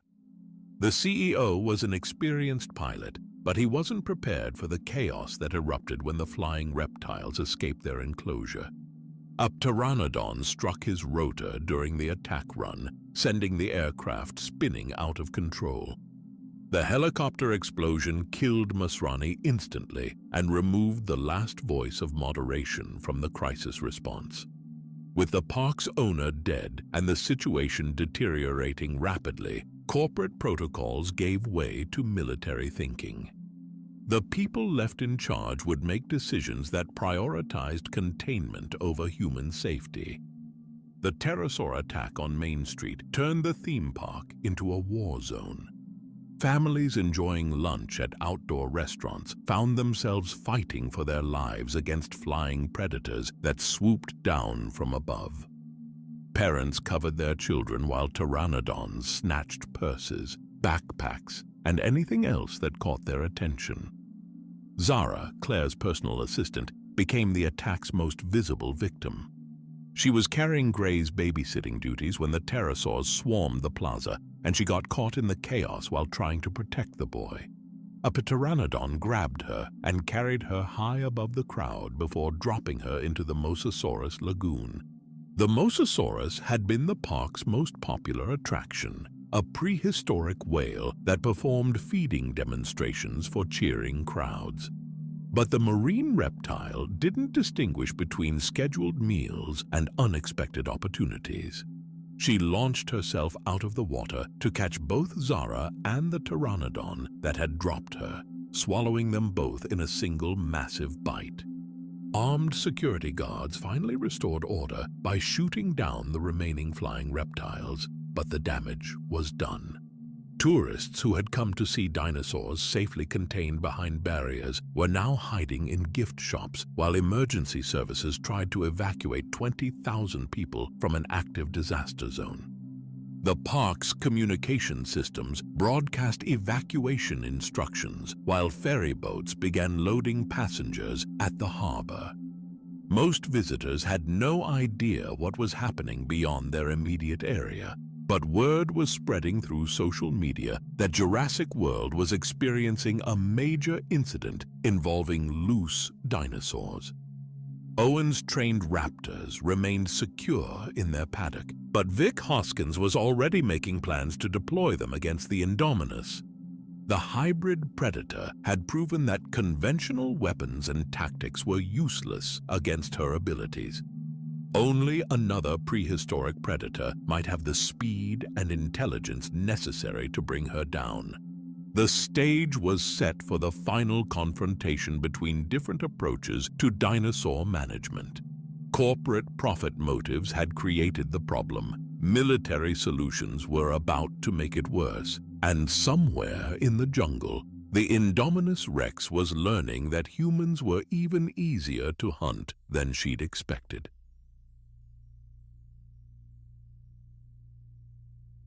With the park's owner dead and tourists fleeing in panic, Vic Hoskins finally got his chance to prove that dinosaurs could be weapons. He was about to learn why that was the worst idea in human history. Hoskins assumed command of the crisis response the moment Masrani's helicopter exploded. The head of InGen Security had been waiting years for an opportunity to deploy Owen's trained raptors in actual combat, and a rampaging hybrid predator provided the perfect test case. Military solutions for prehistoric problems, with Owen's pack serving as biological weapons against an enemy that conventional forces couldn't touch. Owen knew the plan was insane, but he was out of options. The Indominus had proven immune to tranquilizers, invisible to thermal imaging, and smart enough to outthink trained soldiers. His raptors were the only predators on the island that might have the speed and intelligence to match her abilities. It was a desperate gamble, but desperation was all they had left. Blue, Delta, Charlie, and Echo were equipped with head-mounted cameras and released into the jungle with Owen leading them on his motorcycle. The pack moved like a military unit, communicating through clicks and calls while following the Indominus's scent trail. 4 years of training and trust-building had created a partnership between human and raptor that seemed impossible. The confrontation happened in a section of jungle where the Indominus had been stalking her next victims. Owen's pack found her easily enough, surrounding her with the coordinated precision that made raptors such effective hunters. For a moment, It looked like the plan might actually work. 4 trained predators against 1 hybrid with human support and high-tech surveillance. Then the Indominus spoke to them in their own language. The hybrid's Raptor DNA allowed her to communicate using the same vocalizations that Owen's pack used for coordination. She wasn't just making random noises, she was speaking fluent Velociraptor, offering them leadership and promising better hunting than they'd ever experienced under human control. 4 years of training dissolved in seconds as the Raptors recognized a superior alpha. Owen watched his carefully built relationships collapse in real time.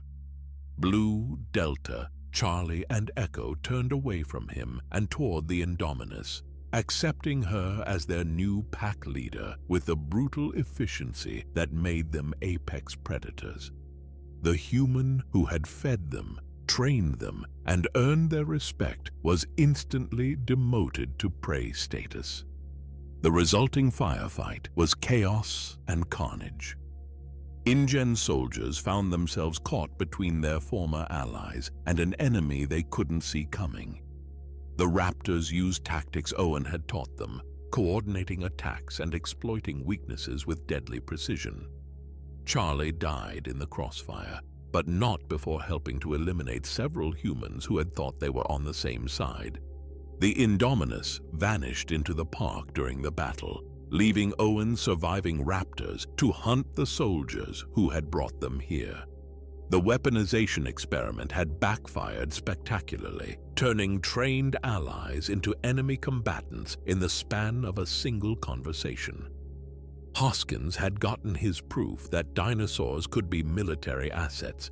He just hadn't expected them to choose their own side. Dr. Henry Wu used the chaos to execute InGen's evacuation protocol. The geneticist loaded critical dinosaur embryos into a helicopter while Hoskins prepared to follow with additional samples. Wu's research represented decades of genetic engineering work and billions in corporate investment. The park could be rebuilt, but the scientific knowledge was irreplaceable. The helicopter departed with Wu and the most valuable embryos, just as the situation on the ground deteriorated beyond recovery. The creator of the Indominus Rex was abandoning his creation to focus on preserving the research that would let InGen start over somewhere else. Corporate priorities trumped human lives once again. Hoskins was packing the remaining embryos when Delta found him in the laboratory. The Raptor had tracked him through the facility's corridors, hunting the human who had turned her pack into soldiers. She killed him with the same efficiency she'd once used against targets he had designated, proving that Raptors make their own decisions about who deserves to die. Owen, Claire, Zach, and Gray regrouped near the park's main street as evacuation efforts continued around them. 20,000 tourists were being loaded onto ferries while the remaining dinosaurs sensed the disruption in their environment. The careful balance that had kept Jurassic World operating safely for 10 years was collapsing along with the fences and security systems. Blue was still active in the park, her status unknown, while Echo and Delta were presumed alive before the final battle. The Indominus remained loose and increasingly desperate as her territory shrank.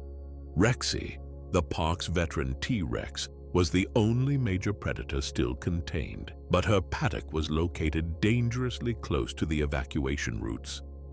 Claire made the decision that saved everyone's lives and destroyed her career. She grabbed a flare from an emergency kit and walked straight to Rexy's paddock, knowing that releasing a full-grown Tyrannosaurus Rex into a crowd of panicking tourists was either brilliant or suicidal. The parallel to 1993 was exact. Another desperate situation, another T-Rex, another flare used to guide 40 feet of prehistoric fury toward a specific target. Rexy responded to the flare the same way she'd responded to Malcolm's distraction 22 years earlier. She followed the light source and the human carrying it, emerging from her enclosure with the measured pace of someone who owned everything she could see. The veteran predator had ruled Isla Nublar since Hammond's time, and she was ready to defend her territory against any challenger. The battle between Rexy and the Indominus took place on Main Street, surrounded by the commercial facades that had turned dinosaurs into entertainment. Two apex predators fighting among gift shops and restaurants while evacuating tourists watched from the harbor. The clash was brutal and personal, with both combatants using every advantage evolution and genetic engineering had given them. The Indominus was younger, stronger, and equipped with abilities that no natural predator possessed. Her camouflage, intelligence, and hybrid vigor should have guaranteed victory against an aging T-Rex who'd spent decades in captivity. But Rexy had experience, territorial motivation, and the kind of battle-tested instincts that came from surviving multiple disasters. Blue's intervention changed the outcome completely. The Raptor chose loyalty to Owen over allegiance to the Indominus, attacking the hybrid from behind while Rexy pressed her frontal assault. The combination of coordinated pack tactics and overwhelming size advantage drove the Indominus backward toward the lagoon, where she made her final mistake. The Mosasaurus had been conditioned to associate splashing water with feeding time. When the Indominus stumbled into the lagoon's edge, the marine reptile responded exactly as she'd been trained. 60 feet of prehistoric whale launched herself out of the water to grab the hybrid predator, dragging her down into depths where camouflage and intelligence meant nothing. The Indominus Rex died the way most of InGen's creations died, killed by another dinosaur that was bigger, older, and better adapted to her environment. Corporate genetic engineering was no match for millions of years of natural selection, and the ocean always wins. Blue and Rexy faced each other in the aftermath, two apex predators who had worked together to eliminate a common threat. The Raptor's nod of respect toward the T-Rex represented a moment of understanding between species that had evolved to compete, not cooperate. Then Blue vanished into the jungle while Rexy claimed Main Street as her new territory. The evacuation continued through the night as the remaining tourists were ferried to the mainland. Jurassic World was officially closed permanently, its 10-year run ending in the same kind of disaster that had destroyed Hammond's original park. The corporate dream of profitable dinosaur entertainment ended with the disaster that claimed Simon Masrani and shattered public trust. The island returned to its natural state with predators and prey establishing new relationships without human interference. Rexy ruled the developed areas, while Blue led whatever raptors had survived the weaponization experiment. Other species adapted to the changed environment or died trying, creating an ecosystem that existed nowhere else on Earth. InGen's corporate headquarters began planning their next facility, while Dr. Wu continued his research in secure laboratories far from public oversight. The genetic engineering technology that had created the Indominus was too valuable to abandon, and there were always investors willing to fund projects that promised revolutionary returns. The age of theme park dinosaurs was ending, but the age of genetic weapons was just beginning.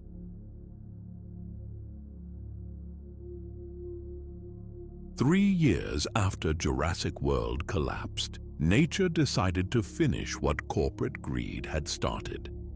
Mount Sibo was waking up after centuries of dormancy, and the dinosaurs that had survived one extinction were about to face another. The volcanic activity began with minor tremors and increased geothermal readings that most people ignored. Isla Nublar had been abandoned since the Indominus incident, with the surviving dinosaurs left to establish their own ecosystem without human interference. Now the island that had become their sanctuary was turning into their graveyard. Claire Deering had traded her corporate business suits for activist passion, founding the Dinosaur Protection Group to advocate for the creatures she'd once treated as profit centers. The DPG operated from a cramped office in San Francisco, running on donations and desperate determination to prevent a second mass extinction of species that had already died once before. The world was divided on whether the dinosaurs deserved rescue or deserved their fate. Environmental groups argued that human interference had created the problem and human intervention could solve it. Government officials worried about the cost, the logistics, and the precedent of spending taxpayer money to save artificially resurrected animals. Religious leaders debated whether genetic engineering was playing God and whether volcanic destruction was divine judgment. Dr. Ian Malcolm testified before the U.S. Senate that nature had already chosen the dinosaurs' fate twice. They'd gone extinct naturally 65 million years ago, survived artificially for 2 decades, and were now facing extinction again through volcanic activity. Perhaps it was time to stop interfering with processes that were bigger than human understanding or corporate ambition.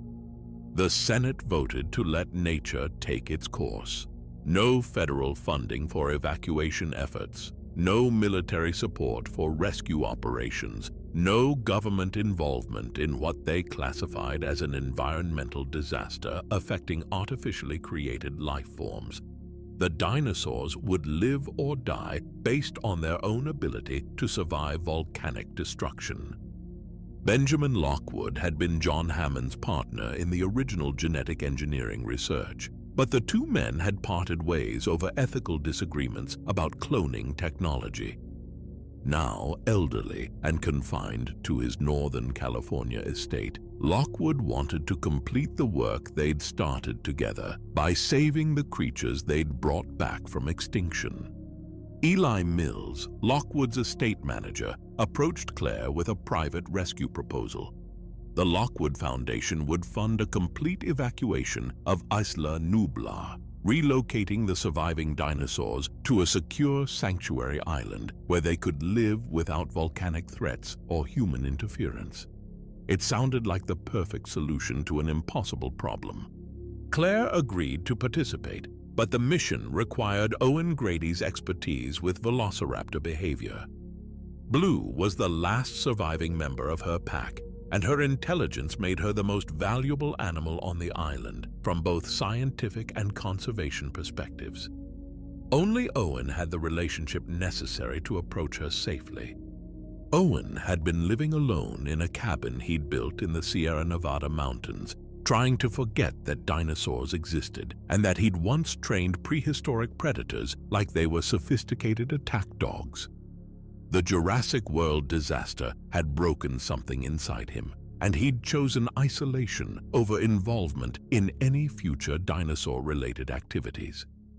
Claire convinced him to join the rescue mission by appealing to his connection with Blue.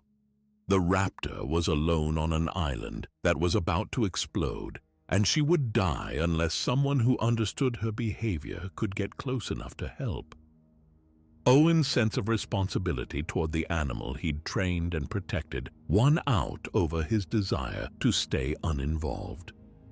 The expedition team included Zia Rodriguez, a paleo-veterinarian who specialized in treating extinct species, and Franklin Webb, a former Jurassic World systems analyst who understood the island's infrastructure better than anyone else still alive. They were scientists motivated by conservation rather than mercenaries motivated by profit, which should have been the first warning sign that this wasn't a typical rescue operation. Ken Wheatley led the security team with the kind of military precision that suggested extensive experience in dangerous animal capture operations. His mercenaries were equipped with heavy tranquilizer weapons, reinforced transport vehicles, and enough firepower to subdue anything that moved on 4 legs. They claimed to be there for everyone's protection during the evacuation. The return to Isla Nublar was like visiting a grave. The island that had once been a tropical paradise was now a geological disaster zone, with ash falling like snow and lava visible in the distance. The remaining dinosaurs had gathered in the few areas that were still safe from volcanic activity, creating unnatural concentrations of predators and prey in small spaces. Owen found Blue living alone in the territory she'd claimed after the park's collapse. The Raptor recognized him immediately, but 3 years of independence had changed her relationship with humans. She was wilder, more cautious, and less interested in following commands from someone who'd abandoned her when the crisis started. The betrayal came just as Owen was beginning to rebuild trust with Blue. Wheatley's team shot both of them with tranquilizer darts, leaving Owen unconscious while they loaded the wounded Raptor into a transport cage. The rescue mission was actually a harvesting operation, with Mills planning to auction the captured dinosaurs to private collectors and foreign governments. The volcanic eruption reached full intensity while the mercenaries were loading their stolen cargo. Mount Sibo exploded with the force of multiple nuclear weapons, throwing lava bombs across the island and triggering massive landslides that buried entire sections of the former theme park. The carefully maintained balance of Nublar's ecosystem was destroyed in minutes. Owen, Claire, and Franklin ran for their lives through a landscape that was transforming into chaos around them. Lava flows chased them down mountainsides while volcanic ash turned day into night. Animals that had survived the Indominus incident were now fleeing in panic from a threat that covered the entire island. The baryonyx that attacked them during the escape was probably just as terrified as they were, but 40 feet of panicked predator made no distinction between humans and other obstacles in its path to safety. The Carnotaurus that joined the chase was driven by the same desperate instinct to reach higher ground before the lava reached its territory. The most heartbreaking sight was the Brachiosaurus standing alone on a small hill surrounded by advancing lava. The gentle giant that had inspired wonder in 1993 and 2015 was now trapped by the same geological forces that had killed her species millions of years ago. She bellowed in distress as smoke and ash consumed the last safe ground on Isla Nublar. Owen and Claire barely made it aboard the cargo ship as Wheatley's mercenaries completed their theft and prepared to leave the dying island behind. Dozens of captured dinosaurs were loaded into the ship's hold, including a sedated Rexy and the critically injured Blue. The animals that weren't selected for transport were left to face the volcanic destruction alone. The ship departed Isla Nublar as the island disappeared beneath clouds of ash and rivers of molten rock. Everything that remained of Hammond's dream and Masrani's vision was being erased by natural forces that cared nothing for human ambition or genetic achievement. The age of Isla Nublar was ending in fire and destruction, but the age of mainland dinosaurs was about to begin, and the consequences would be far worse than anyone could imagine. The rescue mission was never about saving dinosaurs. It was about selling them to the highest bidder, and the highest bidders were the kind of people who shouldn't own goldfish, let alone prehistoric predators. Lockwood's estate in Northern California looked like a museum dedicated to paleontology and genetic engineering. The mansion housed fossil displays, laboratory equipment, and a basement full of concrete cells designed to hold living dinosaurs temporarily. Benjamin Lockwood had spent decades collecting specimens and supporting research, but he'd never intended his home to become a black market auction house. Eli Mills had been planning this operation for years, using his position as estate manager to build relationships with private collectors, foreign governments, and anyone else willing to pay premium prices for illegal dinosaurs.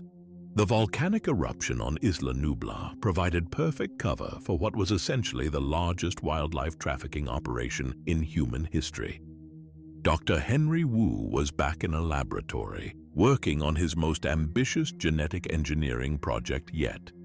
The Indoraptor was everything the Indominus Rex had been, but smaller, smarter, and designed specifically for military applications.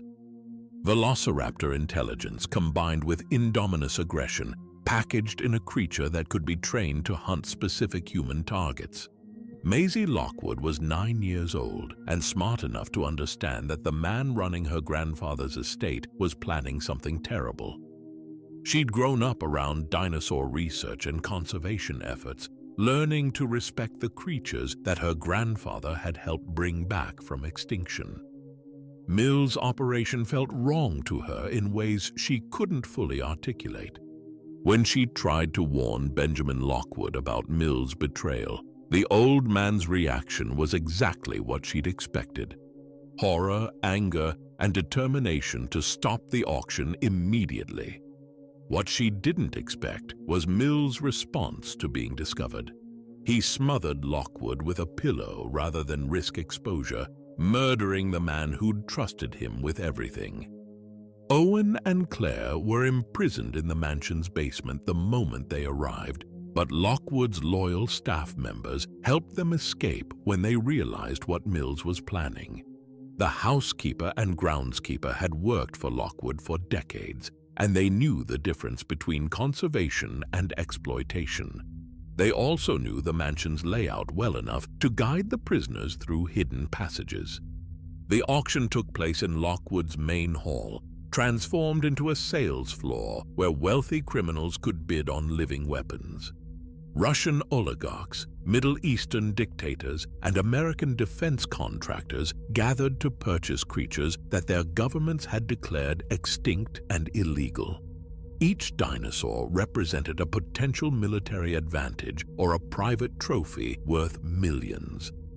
Mills unveiled the Indoraptor like a car dealer showing off his most expensive model.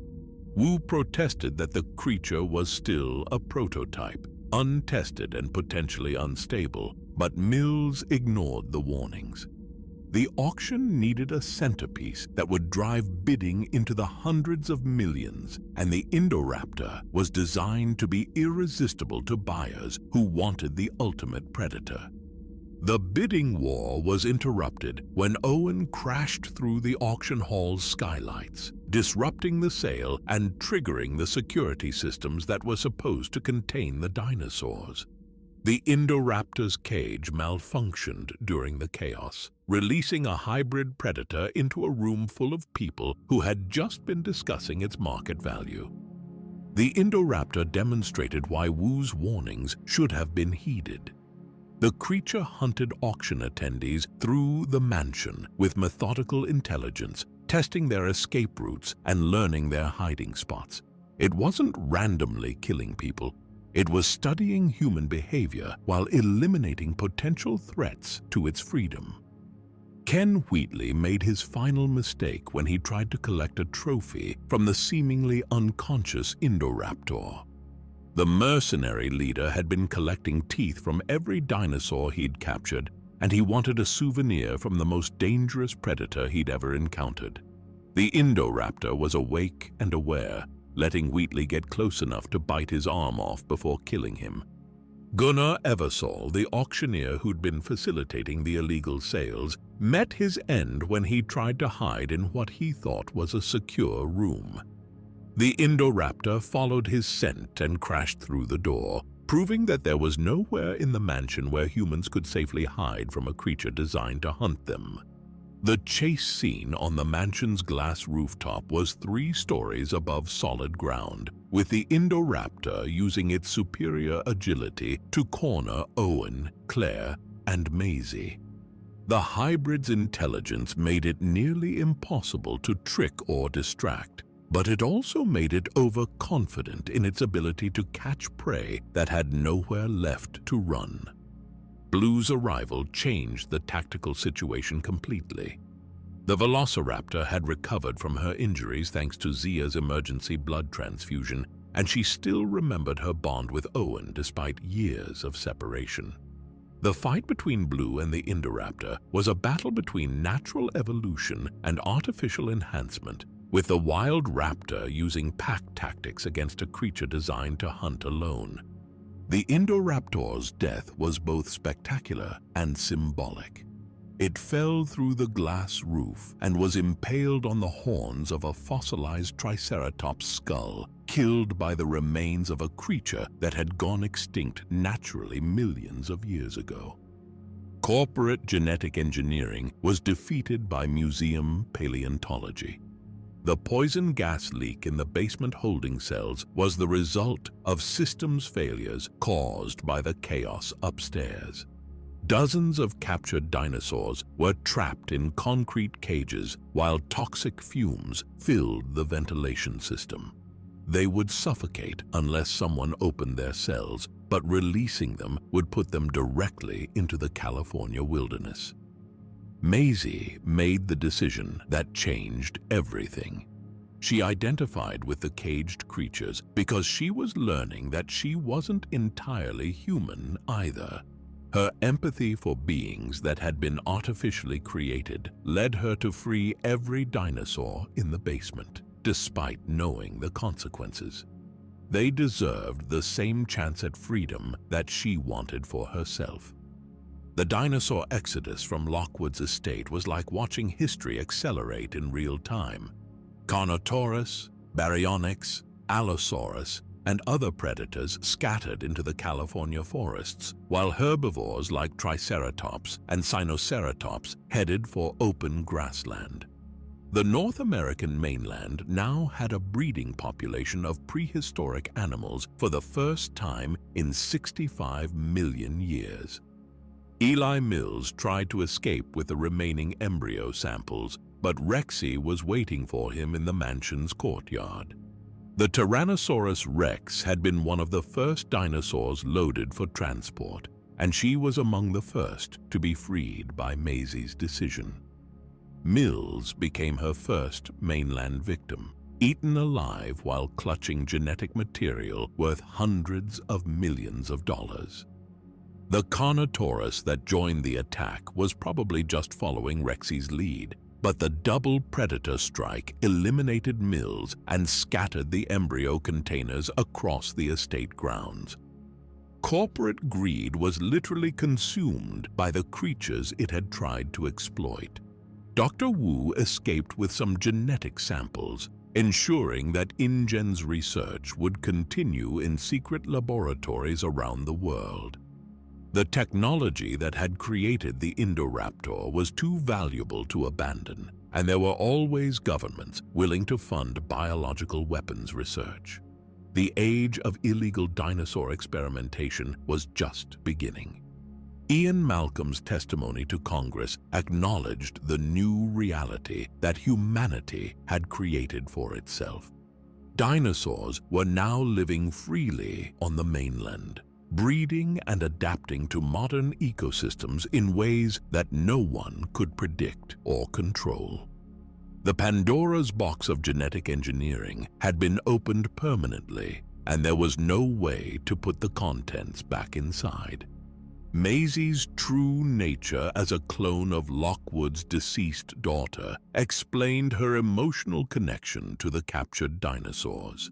She wasn't Benjamin Lockwood's granddaughter by birth, but rather his attempt to bring back someone he'd lost, just as InGen had brought back extinct species. She understood what it meant to be artificially created and abandoned by the people responsible for her existence. Owen and Claire became Maisie's guardians, taking responsibility for a child who was as much a product of genetic engineering as the dinosaurs they'd been trying to protect. Their improvised family represented the future of human-dinosaur coexistence, with artificial beings learning to live alongside natural ones in a world that was changing faster than anyone could adapt. The final montage of dinosaurs integrating into modern society was both beautiful and terrifying. Pteranodons nesting on skyscrapers like oversized pigeons. A Tyrannosaurus Rex roaring at lions in a zoo, asserting her dominance over creatures that had ruled Africa while she was extinct. The age of separation between human civilization and prehistoric nature had ended forever. The Neo-Jurassic era had begun, and nobody knew whether humanity was prepared for what came next.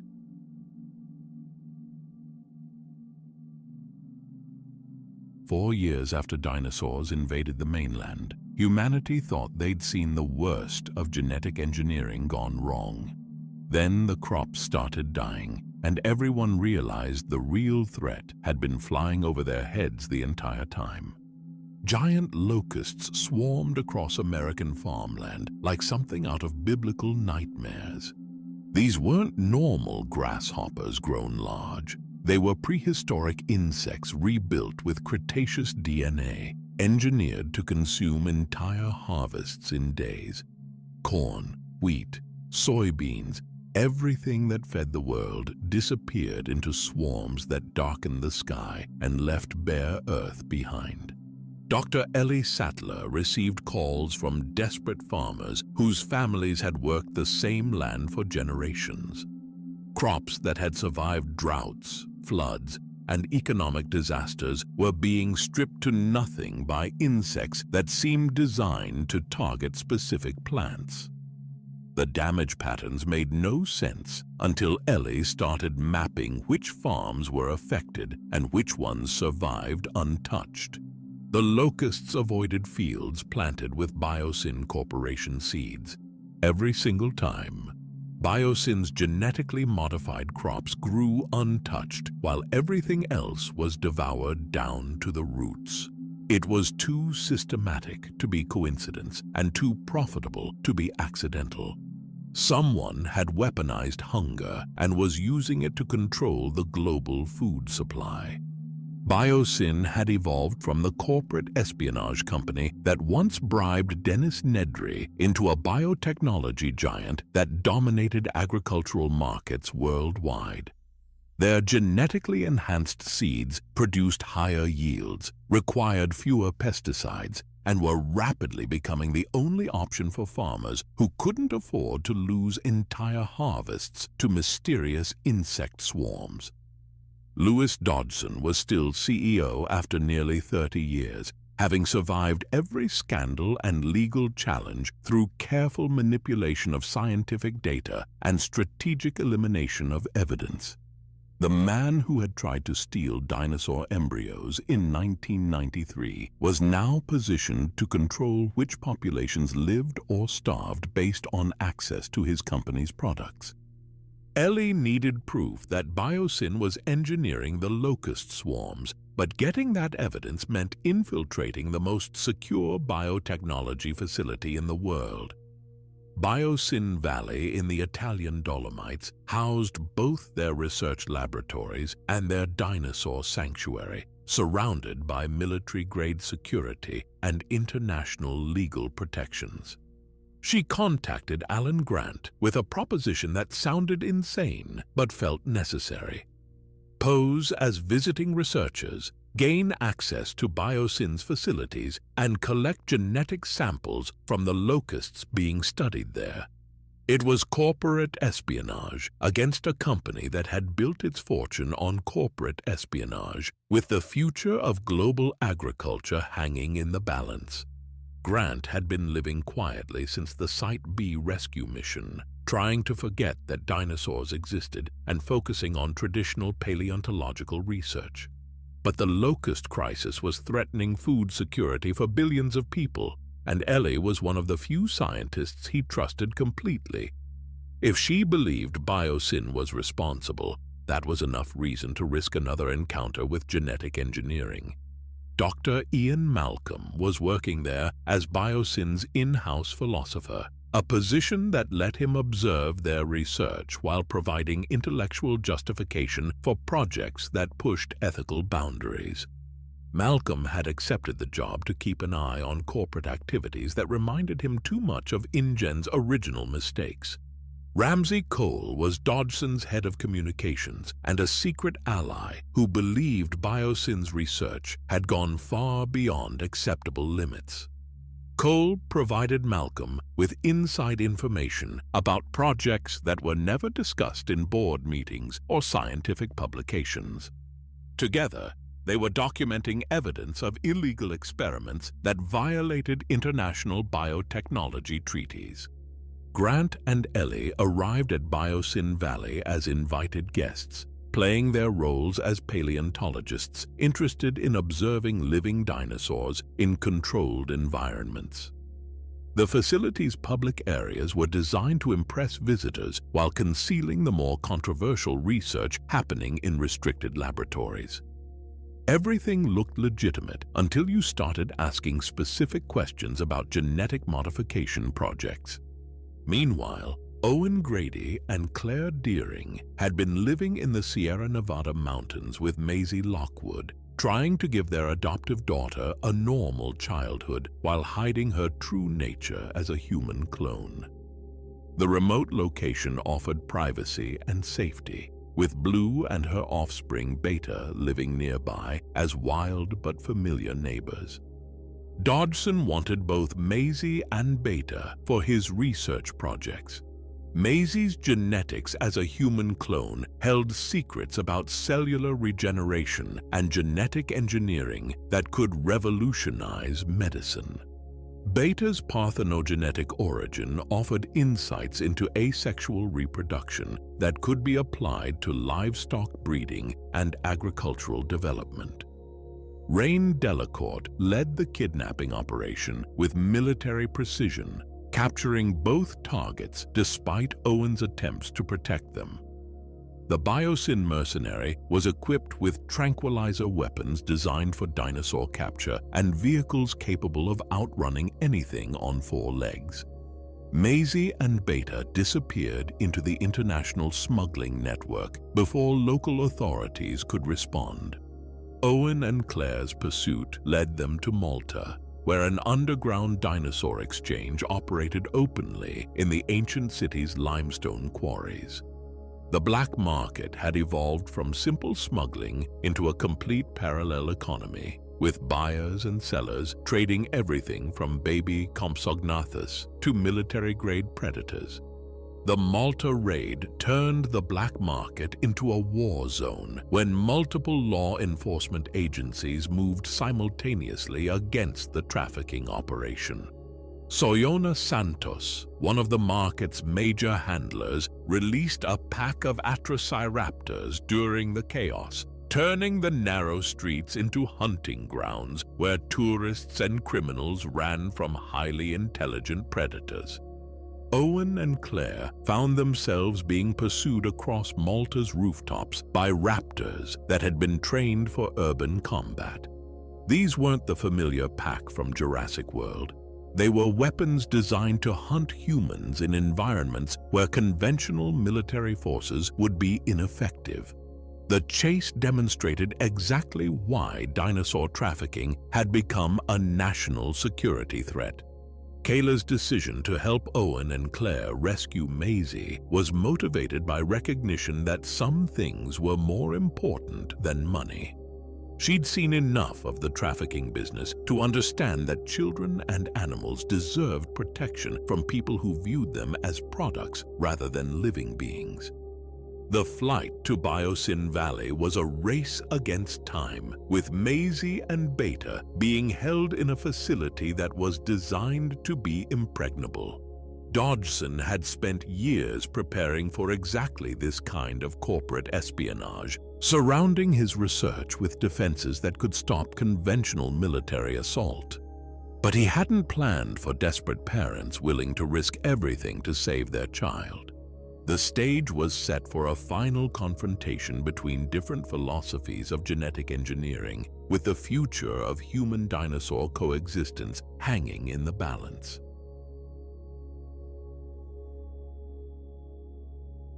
Maisie Lockwood was about to learn that her entire life had been built on a lie, and the truth was more complicated than corporate cloning could explain.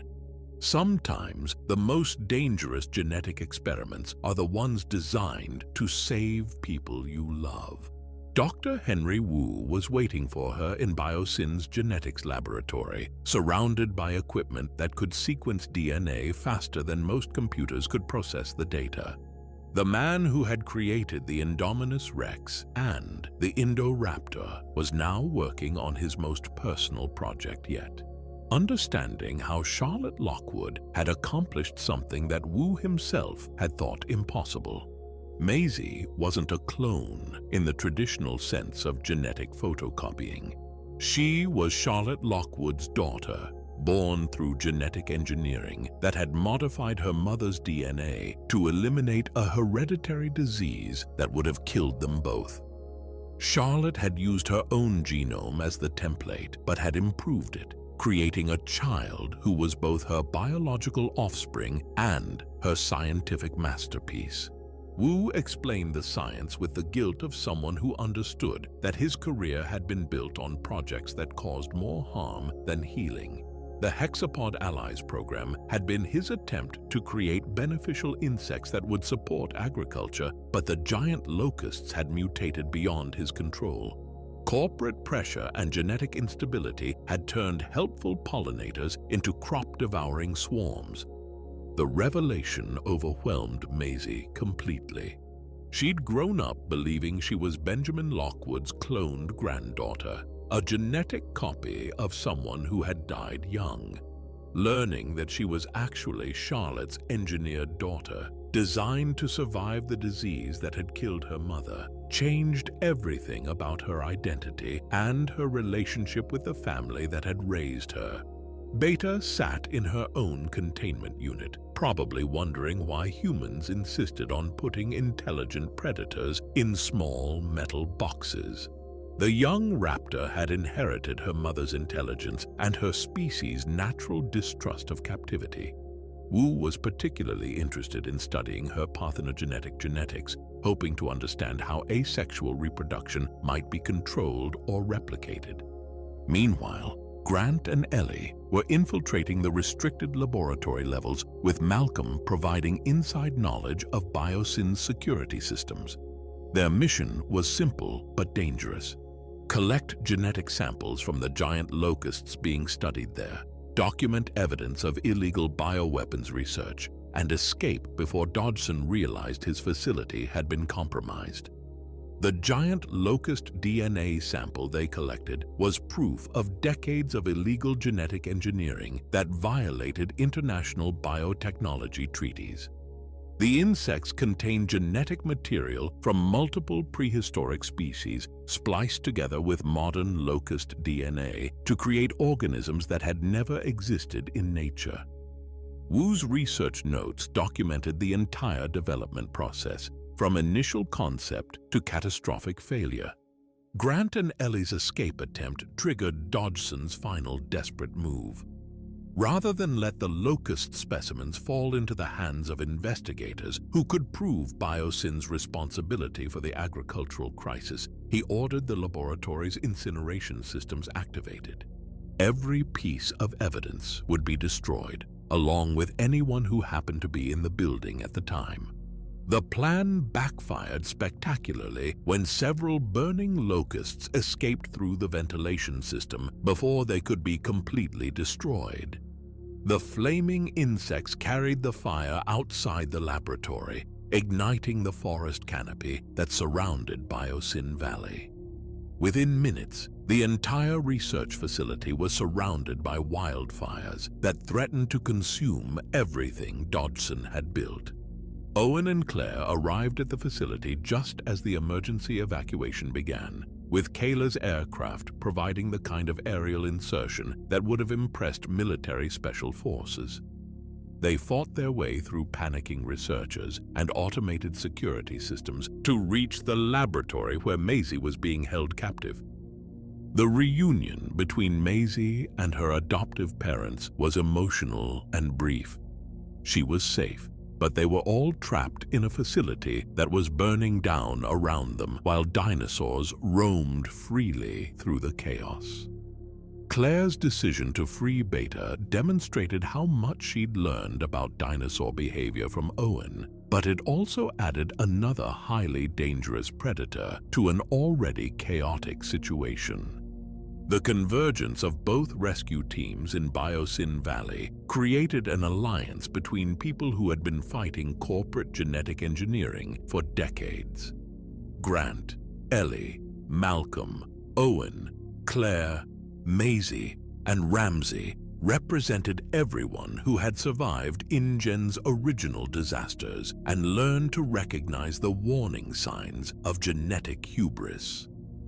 Their destination was the emergency evacuation helicopter pad, located on the opposite side of the valley from the spreading wildfire.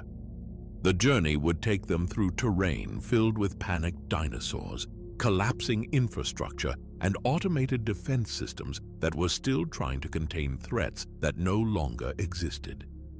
Dodgson's final escape attempt was a perfect mirror of his 1993 corporate espionage scheme.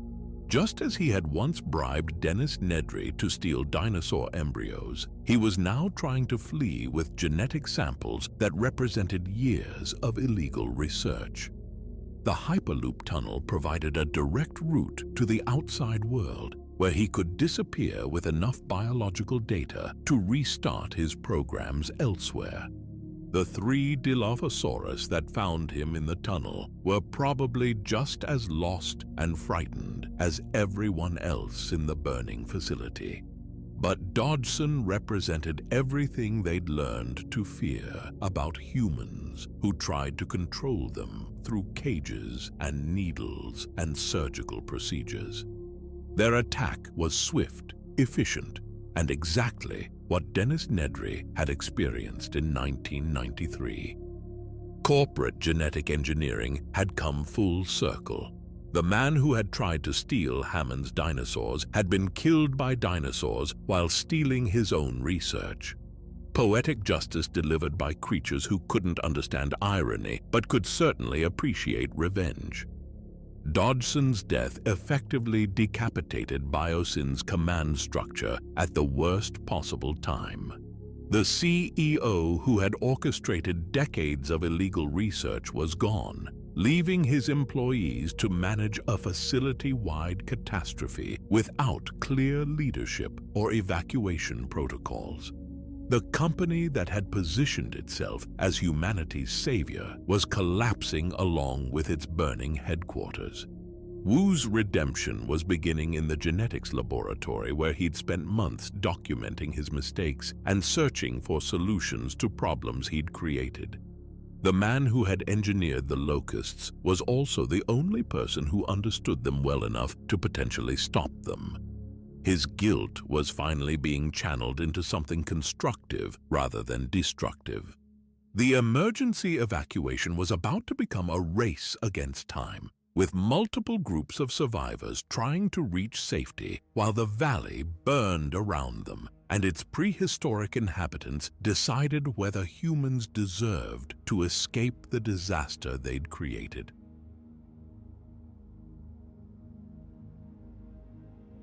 The burning valley was about to host the ultimate face-off between the biggest predators that genetic engineering had ever created. And the humans caught in the middle were about to learn that sometimes the only thing scarier than one apex predator is 2 of them fighting for territory. The combined survivors moved through smoke and flame like refugees from a prehistoric war zone.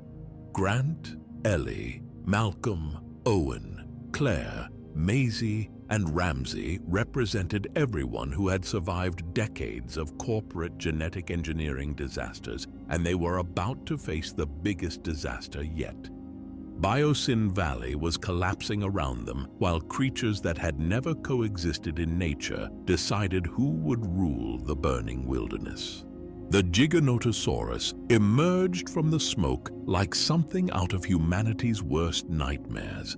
Bigger than Rexy, built for killing, and genetically enhanced to be even more aggressive than the original species had been millions of years ago.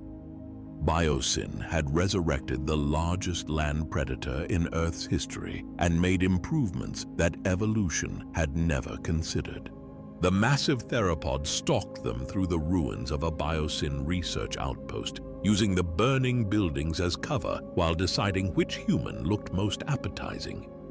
Her intelligence was calculating and patient, the kind of problem-solving ability that made modern predators dangerous but prehistoric predators absolutely terrifying. Ian, Owen, and Kayla's race to the helicopter evacuation pad became a nightmare sprint through terrain that was actively trying to kill them.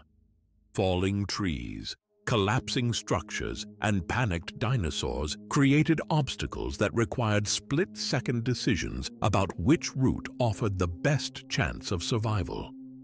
The Giganotosaurus followed them with the persistence of something that had evolved to chase prey across long distances.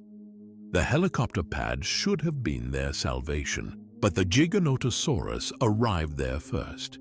She positioned herself between the survivors and their escape route, cutting off their only way out of the burning valley. The massive predator had outthought them strategically, proving that size and intelligence made for a deadly combination. Then Rexy arrived to defend her territory against an intruder who didn't belong in her world. The battle between Rexy and the Giganotosaurus was a clash between different eras of genetic engineering. Rexy represented Hammond's original vision of resurrecting extinct species exactly as they had been. The Giga represented corporate attempts to improve on natural perfection by making everything bigger, stronger, and more aggressive. They smashed through the Biosin biodome structure like it was made of paper, sending glass and steel flying, while the humans took cover from debris that could have flattened cars. Every impact shook the ground while two of the largest land predators in Earth's history fought for dominance over a burning research facility. The Therizinosaurus wandered into the battle by accident, probably fleeing the wildfire and looking for a safe place to hide from the chaos consuming the valley. The massive herbivore was equipped with claws the size of baseball bats, designed for stripping vegetation, but equally effective at defending against predators who got too close. The final confrontation was brief and decisive. The Giganotosaurus made the mistake of lunging at the Therizinosaurus while still engaged with Rexy, dividing her attention between two opponents who were each capable of killing her. The Therizinosaurus responded with defensive instincts honed over millions of years of evolution, driving her enormous claws through the Giga's neck and torso.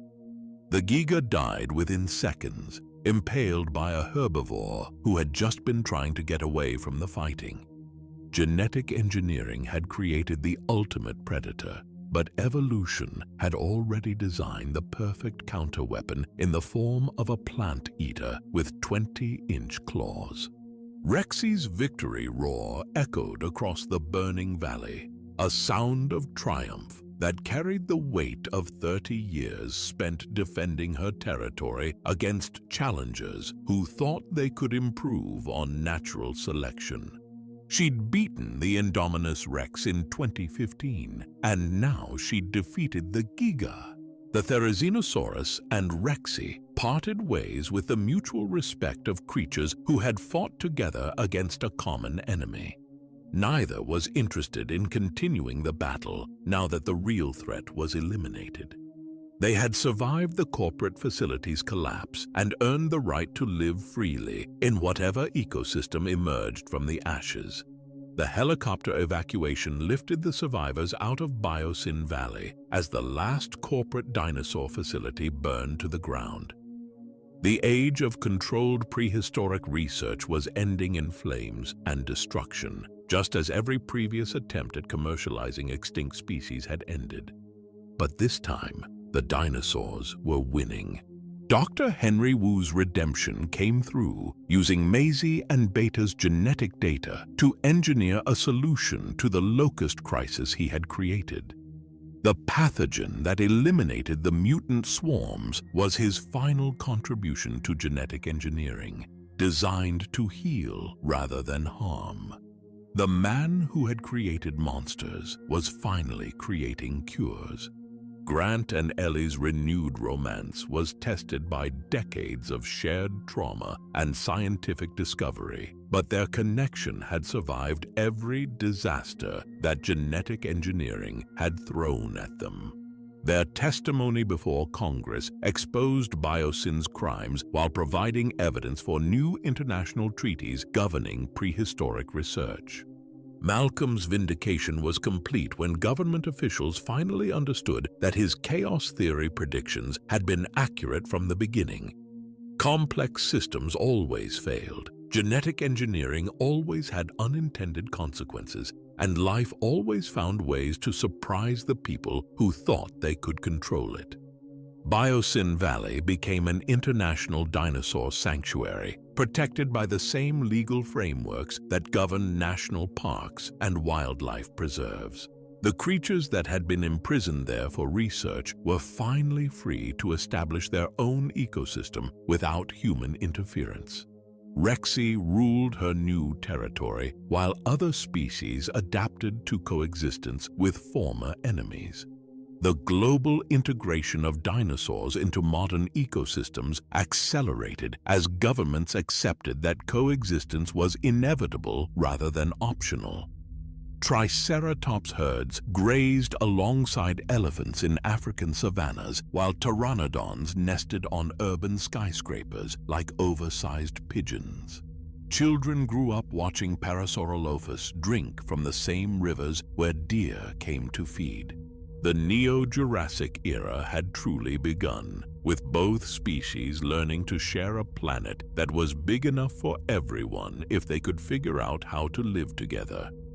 The age of corporate genetic engineering was ending, but the age of natural coexistence was just starting.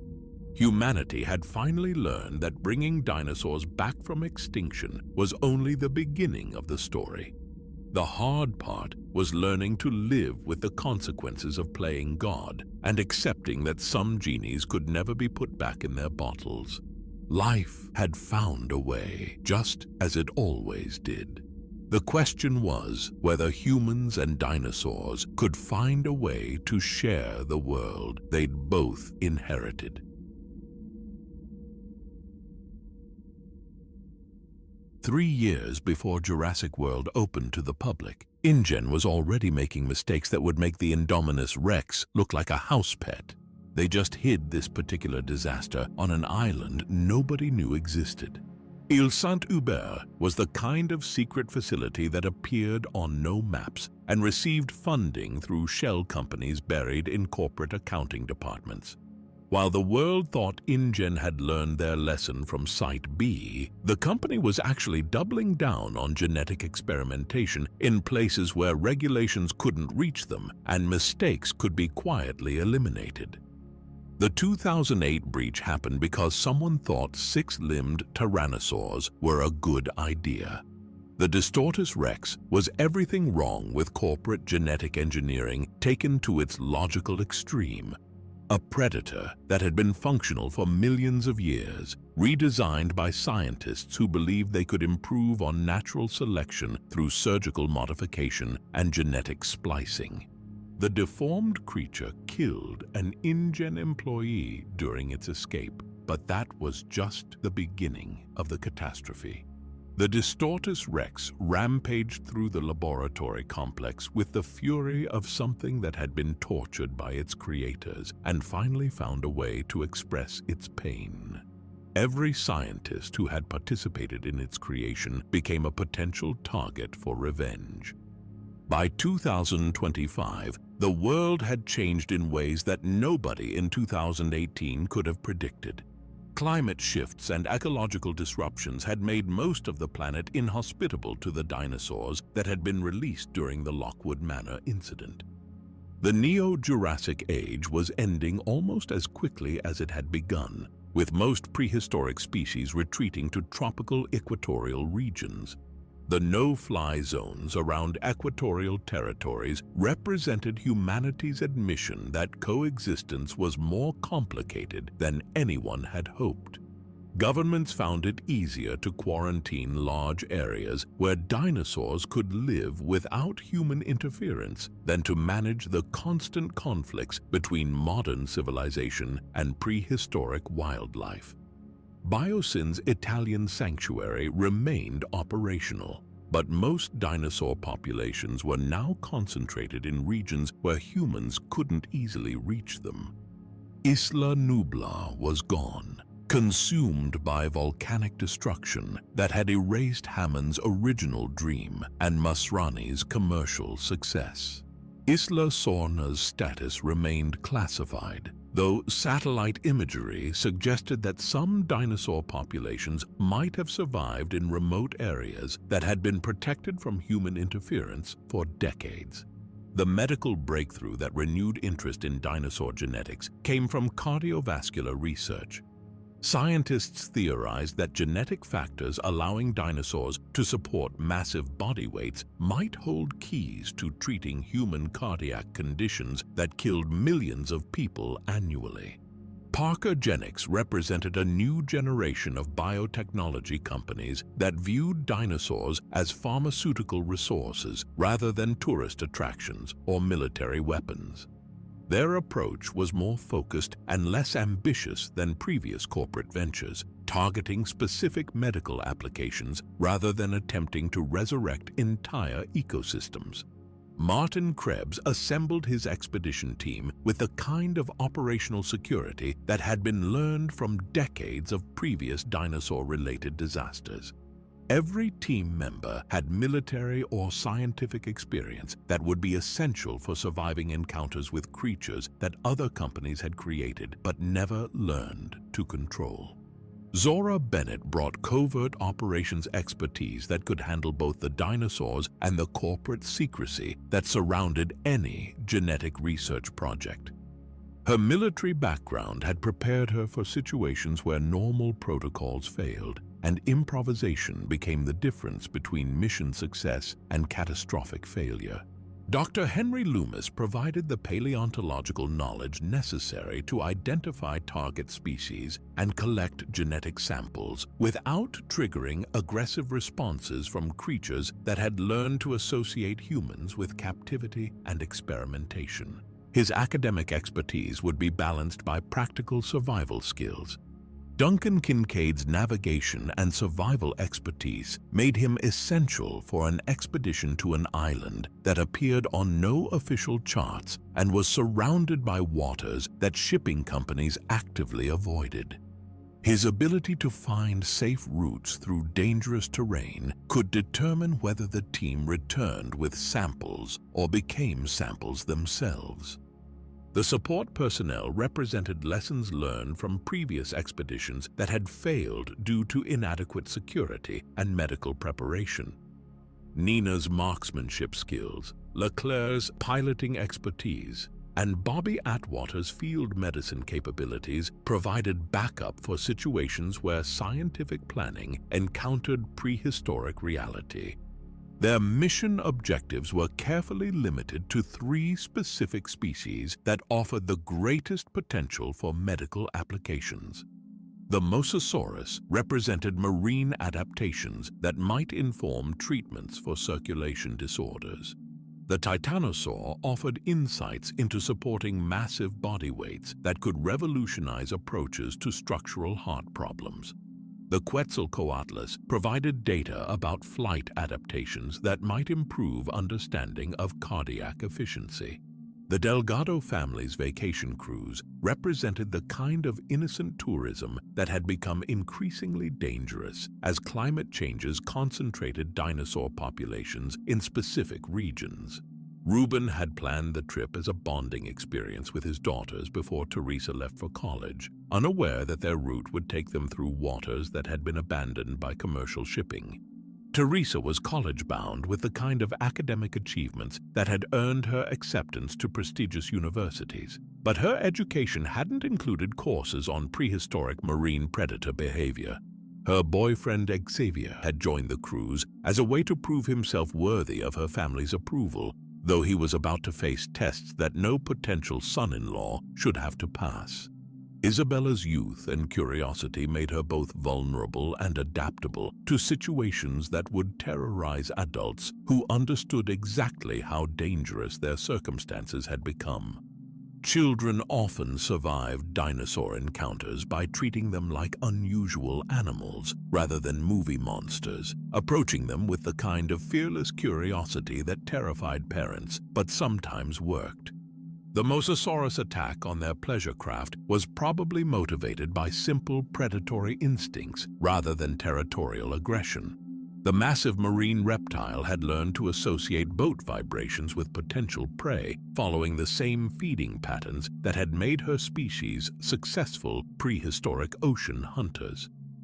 The shipwreck deposited the Delgado family on shores that had been abandoned by humans for 17 years, where InGen's experimental creatures had established their own ecosystem without corporate oversight or safety protocols. The island's predators had never learned to fear humans because they'd never encountered humans who weren't trying to cage or control them.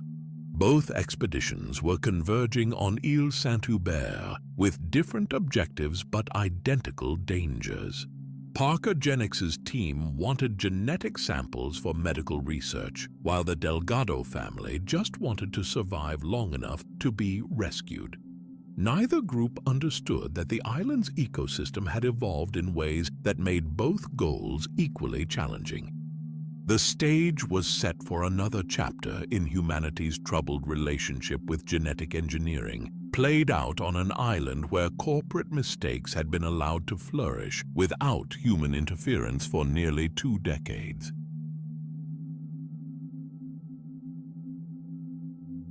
The mission was supposed to take 3 days and cost $3 million.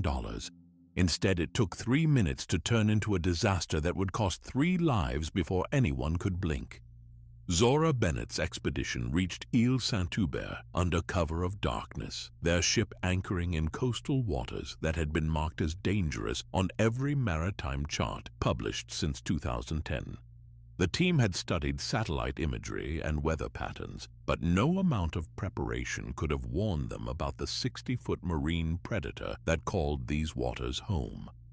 The Mosasaurus rose from the depths like a prehistoric submarine, her massive head breaking the surface just yards from their research vessel. The marine reptile had probably been tracking their ship since they entered her territory, following vibrations and engine noise the same way sharks follow blood trails. She was curious rather than aggressive, at least initially. The tranquilizer deployment was textbook perfect. The dart penetrated the Mosasaurus's thick hide and delivered enough sedative to put a blue whale to sleep. For exactly 90 seconds, everything went according to plan. The DNA extraction was swift and professional. Zora and her team collected the genetic material they needed while the Mosasaurus floated unconsciously beside their boat, her massive form creating a living island that dwarfed their research vessel. The sample represented millions of years of marine evolutionary adaptation that could revolutionize cardiac medicine. Then the sedative wore off faster than anyone had calculated, and the Mosasaurus woke up angry. The retaliation was immediate and devastating. The marine giant ram met their ship with enough force to crack the hull and send equipment flying across the deck. Worse, The commotion attracted two Spinosaurus from the island's interior, drawn by the sounds of distress and the scent of potential prey. The Spinosaurus pair charged into the water with the coordination of predators who had been hunting together for years. These weren't the same species that had terrorized Site B in 2001. They were InGen's abandoned experiments, genetically modified to be larger and more aggressive than their natural ancestors. 17 years of living wild had made them even more dangerous. Bobby Atwater died trying to organize a defensive perimeter against creatures that conventional weapons couldn't stop. The security chief's military training had prepared him for human enemies with human limitations, but Spinosaurus were 50 feet of muscle and teeth that moved faster than anything his size had a right to move. Bobby was caught between the ship's railing and 40 million years of predatory evolution. Martin Krebs revealed his true character when Teresa Delgado tried to radio for emergency assistance. The Parker Genix executive had spent months planning this operation in secrecy, and he couldn't allow civilian witnesses to expose the illegal genetic research expedition. He shoved Teresa overboard rather than risk her calling for help that would attract government attention. The chaos that followed was pure animal panic mixed with human desperation. Ruben Delgado and Xavier threw themselves into predator-infested waters to save Teresa, while Isabella watched her family risk their lives for each other. The Mosasaurus rammed the ship one final time, driving it onto the rocky shore where land-based predators could reach the survivors. Nina died on the beach while trying to establish radio contact with their support team. The sharpshooter had survived military combat in multiple theaters, but her experience fighting human enemies hadn't prepared her for the tactical intelligence of a Spinosaurus. She was outflanked, outmaneuvered, and eaten before she could fire a single shot. Zora's flare defense was desperate improvisation that worked through luck rather than planning. The burning chemical charges drove the Spinosaurus back temporarily, giving the survivors time to regroup and assess their losses. 2 team members dead, their ship wrecked, and 24 hours until their scheduled helicopter extraction. The Delgado family was separated from the expedition team during the beach assault, swept away by waves and predator movements that scattered everyone across several hundred yards of coastline. Both groups headed inland seeking shelter, unaware that the island's interior was filled with creatures that made coastal predators seem friendly by comparison. The Titanosaur encounter restored some confidence to Zora's decimated team. The colossal sauropods grazing in the island's central valley were gentle giants that posed no threat to humans who approached them respectfully. Their DNA represented evolutionary solutions to supporting massive body weights that could transform treatment of structural heart conditions. Dr. Loomis's biopsy rifle work was flawless, extracting tissue samples from a 60-ton herbivore without causing alarm or injury. The Titanosaur barely noticed the procedure, continuing to graze while scientists collected genetic material that was worth more than the entire expedition budget. For the first time since landing, the mission was proceeding according to plan. The Quetzalcoatlus nest represented their final and most dangerous objective. The giant pterosaur was rumored to have a wingspan approaching 40 feet, making it the largest flying creature on the island and possibly the most intelligent. Approaching an adult in open terrain would be suicide, but raiding an unguarded nest seemed manageable.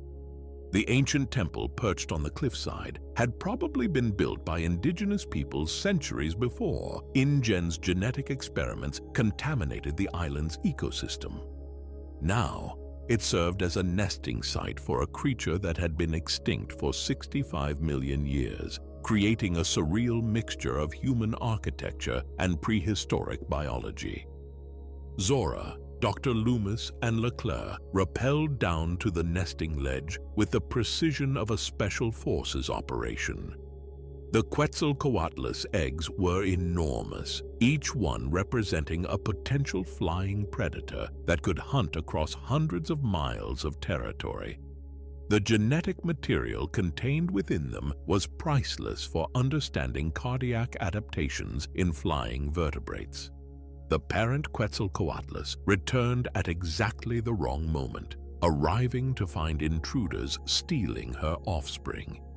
Her shriek was loud enough to be heard across the entire island, a sound that announced her presence to every creature within miles. The giant pterosaur was protecting her young with the fury of a parent who had already lost too many eggs to human interference. Leclerc's death was swift but horrific. The Quetzalcoatlus grabbed the pilot in her beak and swallowed him while he was still alive, demonstrating exactly why these creatures had ruled prehistoric skies for millions of years. Her hunting instincts were perfectly adapted for catching prey that couldn't fight back against something their size. Zora and Dr. Loomis escaped by cutting their rappelling ropes and scrambling for cover under the temple's stone overhang. They had the genetic sample they needed, but they'd lost another team member to a creature that was only protecting her family. The Quetzalcoatlus circled overhead, calling for her mate and searching for additional intruders. Duncan Kincaid's extraction pickup became a race against time as the giant pterosaur searched for ground-based targets she could reach. The temple's location provided temporary shelter, but they needed to reach the rendezvous point downriver before the Quetzalcoatlus could coordinate with other predators in the area. 3 samples collected, 3 team members dead, and 18 hours remaining until their helicopter extraction.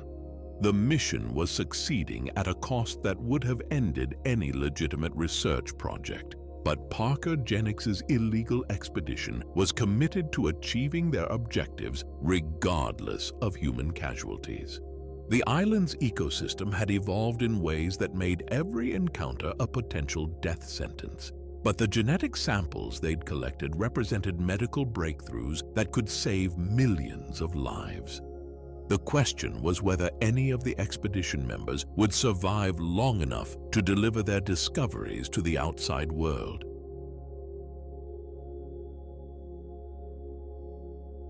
Sometimes the most dangerous predator on an island full of monsters is the one that was created by accident. And sometimes a 9-year-old girl is the only thing standing between everyone and getting eaten by a 6-limbed nightmare. The Delgado family pushed through jungle that felt like walking through a living museum of genetic engineering gone wrong. Ruben watched Xavier help Teresa navigate fallen logs and steep ravines, finally seeing what his daughter saw in the young man. The boyfriend, who had seemed like another college kid, was proving himself under pressure that would have broken most adults. Their trek toward the abandoned InGen facilities was interrupted when a velociraptor emerged from the undergrowth with the fluid grace of something designed to kill efficiently. The raptor focused on Teresa and Xavier, probably recognizing them as the most vulnerable targets in the group.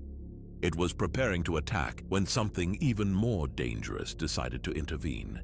The Mutodon dropped from the canopy like a nightmare with wings. 6 limbs, part raptor intelligence, part pterosaur mobility, all InGen hubris made flesh.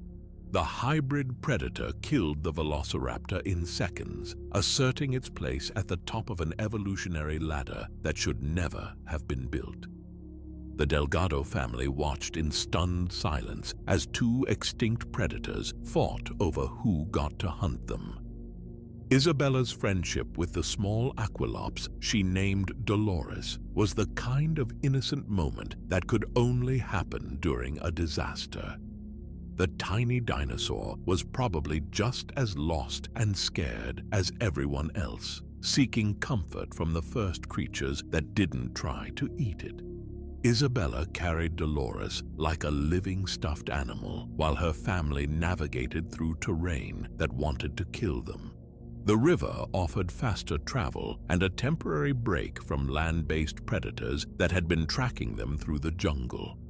Their improvised raft worked perfectly until a Tyrannosaurus Rex charged out of the forest and nearly capsized them with a single swipe. The family survived by freezing completely, letting the raft drift past the frustrated predator who couldn't figure out why her prey had suddenly become invisible. The abandoned InGen compound was exactly what Ruben had hoped to find.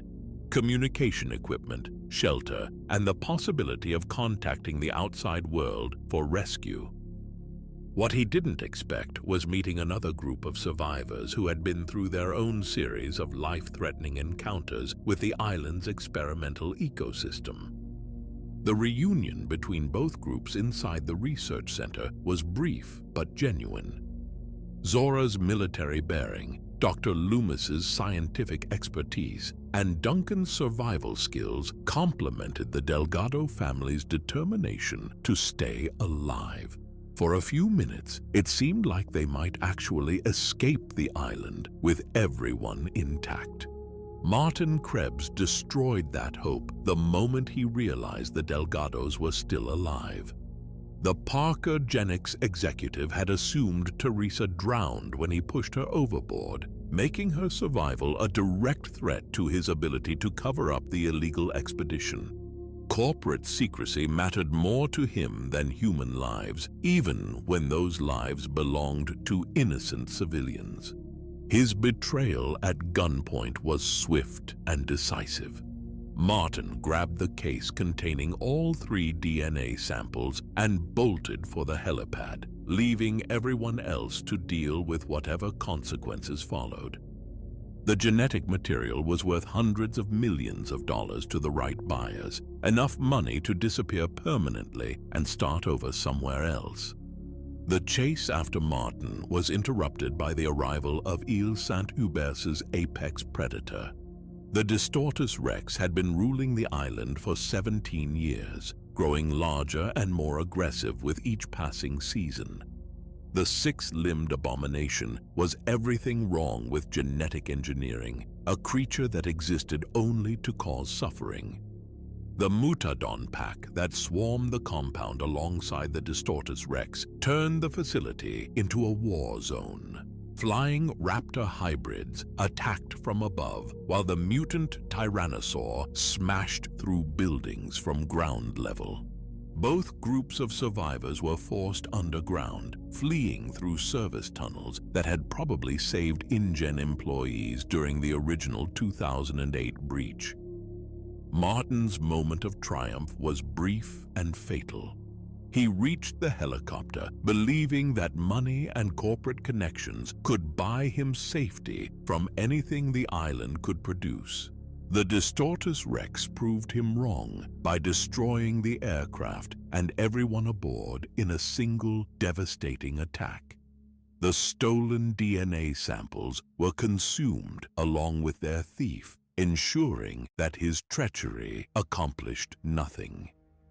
The underground escape route led to a maintenance gate at the compound's perimeter, where an old utility boat waited like a gift from whatever gods protected people stupid enough to visit dinosaur islands. The gate's rusted lock should have been the final obstacle between them and freedom, but Isabella Delgado had other ideas. The 9-year-old girl squeezed through a gap in the fence that was too small for any adult, then unlocked the gate from the inside while the Distortus Rex closed in on their position. Her bravery was the kind of simple heroism that children displayed when they didn't understand how dangerous their circumstances actually were. Duncan's flare distraction bought them the seconds they needed to board the boat and push off from the dock. The survival expert's sacrifice was measured in heartbeats, tossing the burning flare away from their escape route before making a running leap that carried him to safety by inches. The Distortus Rex snapped at empty air while her prey drifted beyond her reach. The boat ride away from Isle Sorna felt like waking up from a nightmare that had lasted for days. Zora and Dr. Loomis still possessed the genetic samples they'd collected, having been smart enough to create backup specimens that survived Martin's theft and consumption. The DNA would be used to develop heart disease treatments without patent restrictions, making the cures available to everyone who needed them. The survivors had paid a terrible price for genetic material that might save millions of lives. Bobby, Nina, and Leclerc had died so that medical researchers could understand how dinosaur cardiovascular systems supported massive body weights. Their sacrifice would be honored by ensuring the discoveries benefited all humanity, rather than enriching corporate shareholders. The Distortus Rex's final roar echoed across the water as their boat disappeared into the Atlantic darkness. The mutant predator returned to her jungle kingdom, ruler of an island where genetic engineering had run wild for nearly 2 decades. She was the ultimate product of corporate ambition, a creature that existed only because humans had believed they could improve on natural selection. Isle Sorna remained abandoned to its experimental ecosystem, protected by international waters and the knowledge that anyone who landed there might not return. The island's predators had earned their isolation through 17 years of evolutionary adaptation that favored aggression over cooperation. The genetic samples survived their journey to the mainland, where they would be studied by researchers who understood that some knowledge was too dangerous to commercialize. The heart disease treatments that emerged from dinosaur DNA would save lives rather than create new forms of life that could take them. The age of secret genetic engineering facilities was ending, but the age of medical breakthroughs derived from extinct species was just beginning. Humanity had finally learned to extract benefits from prehistoric genetics without trying to resurrect entire ecosystems that couldn't coexist with modern civilization. The Delgado family returned to their normal lives with stories that nobody would believe and memories that would never fade. They'd survived an encounter with corporate genetic engineering at its worst and most dangerous, proving that sometimes ordinary people could overcome extraordinary threats through courage and cooperation. The boat carried them toward a future where dinosaurs and humans might finally find a sustainable balance, where genetic discoveries served healing rather than profit, and where the mistakes of previous decades could be transformed into hope for generations to come.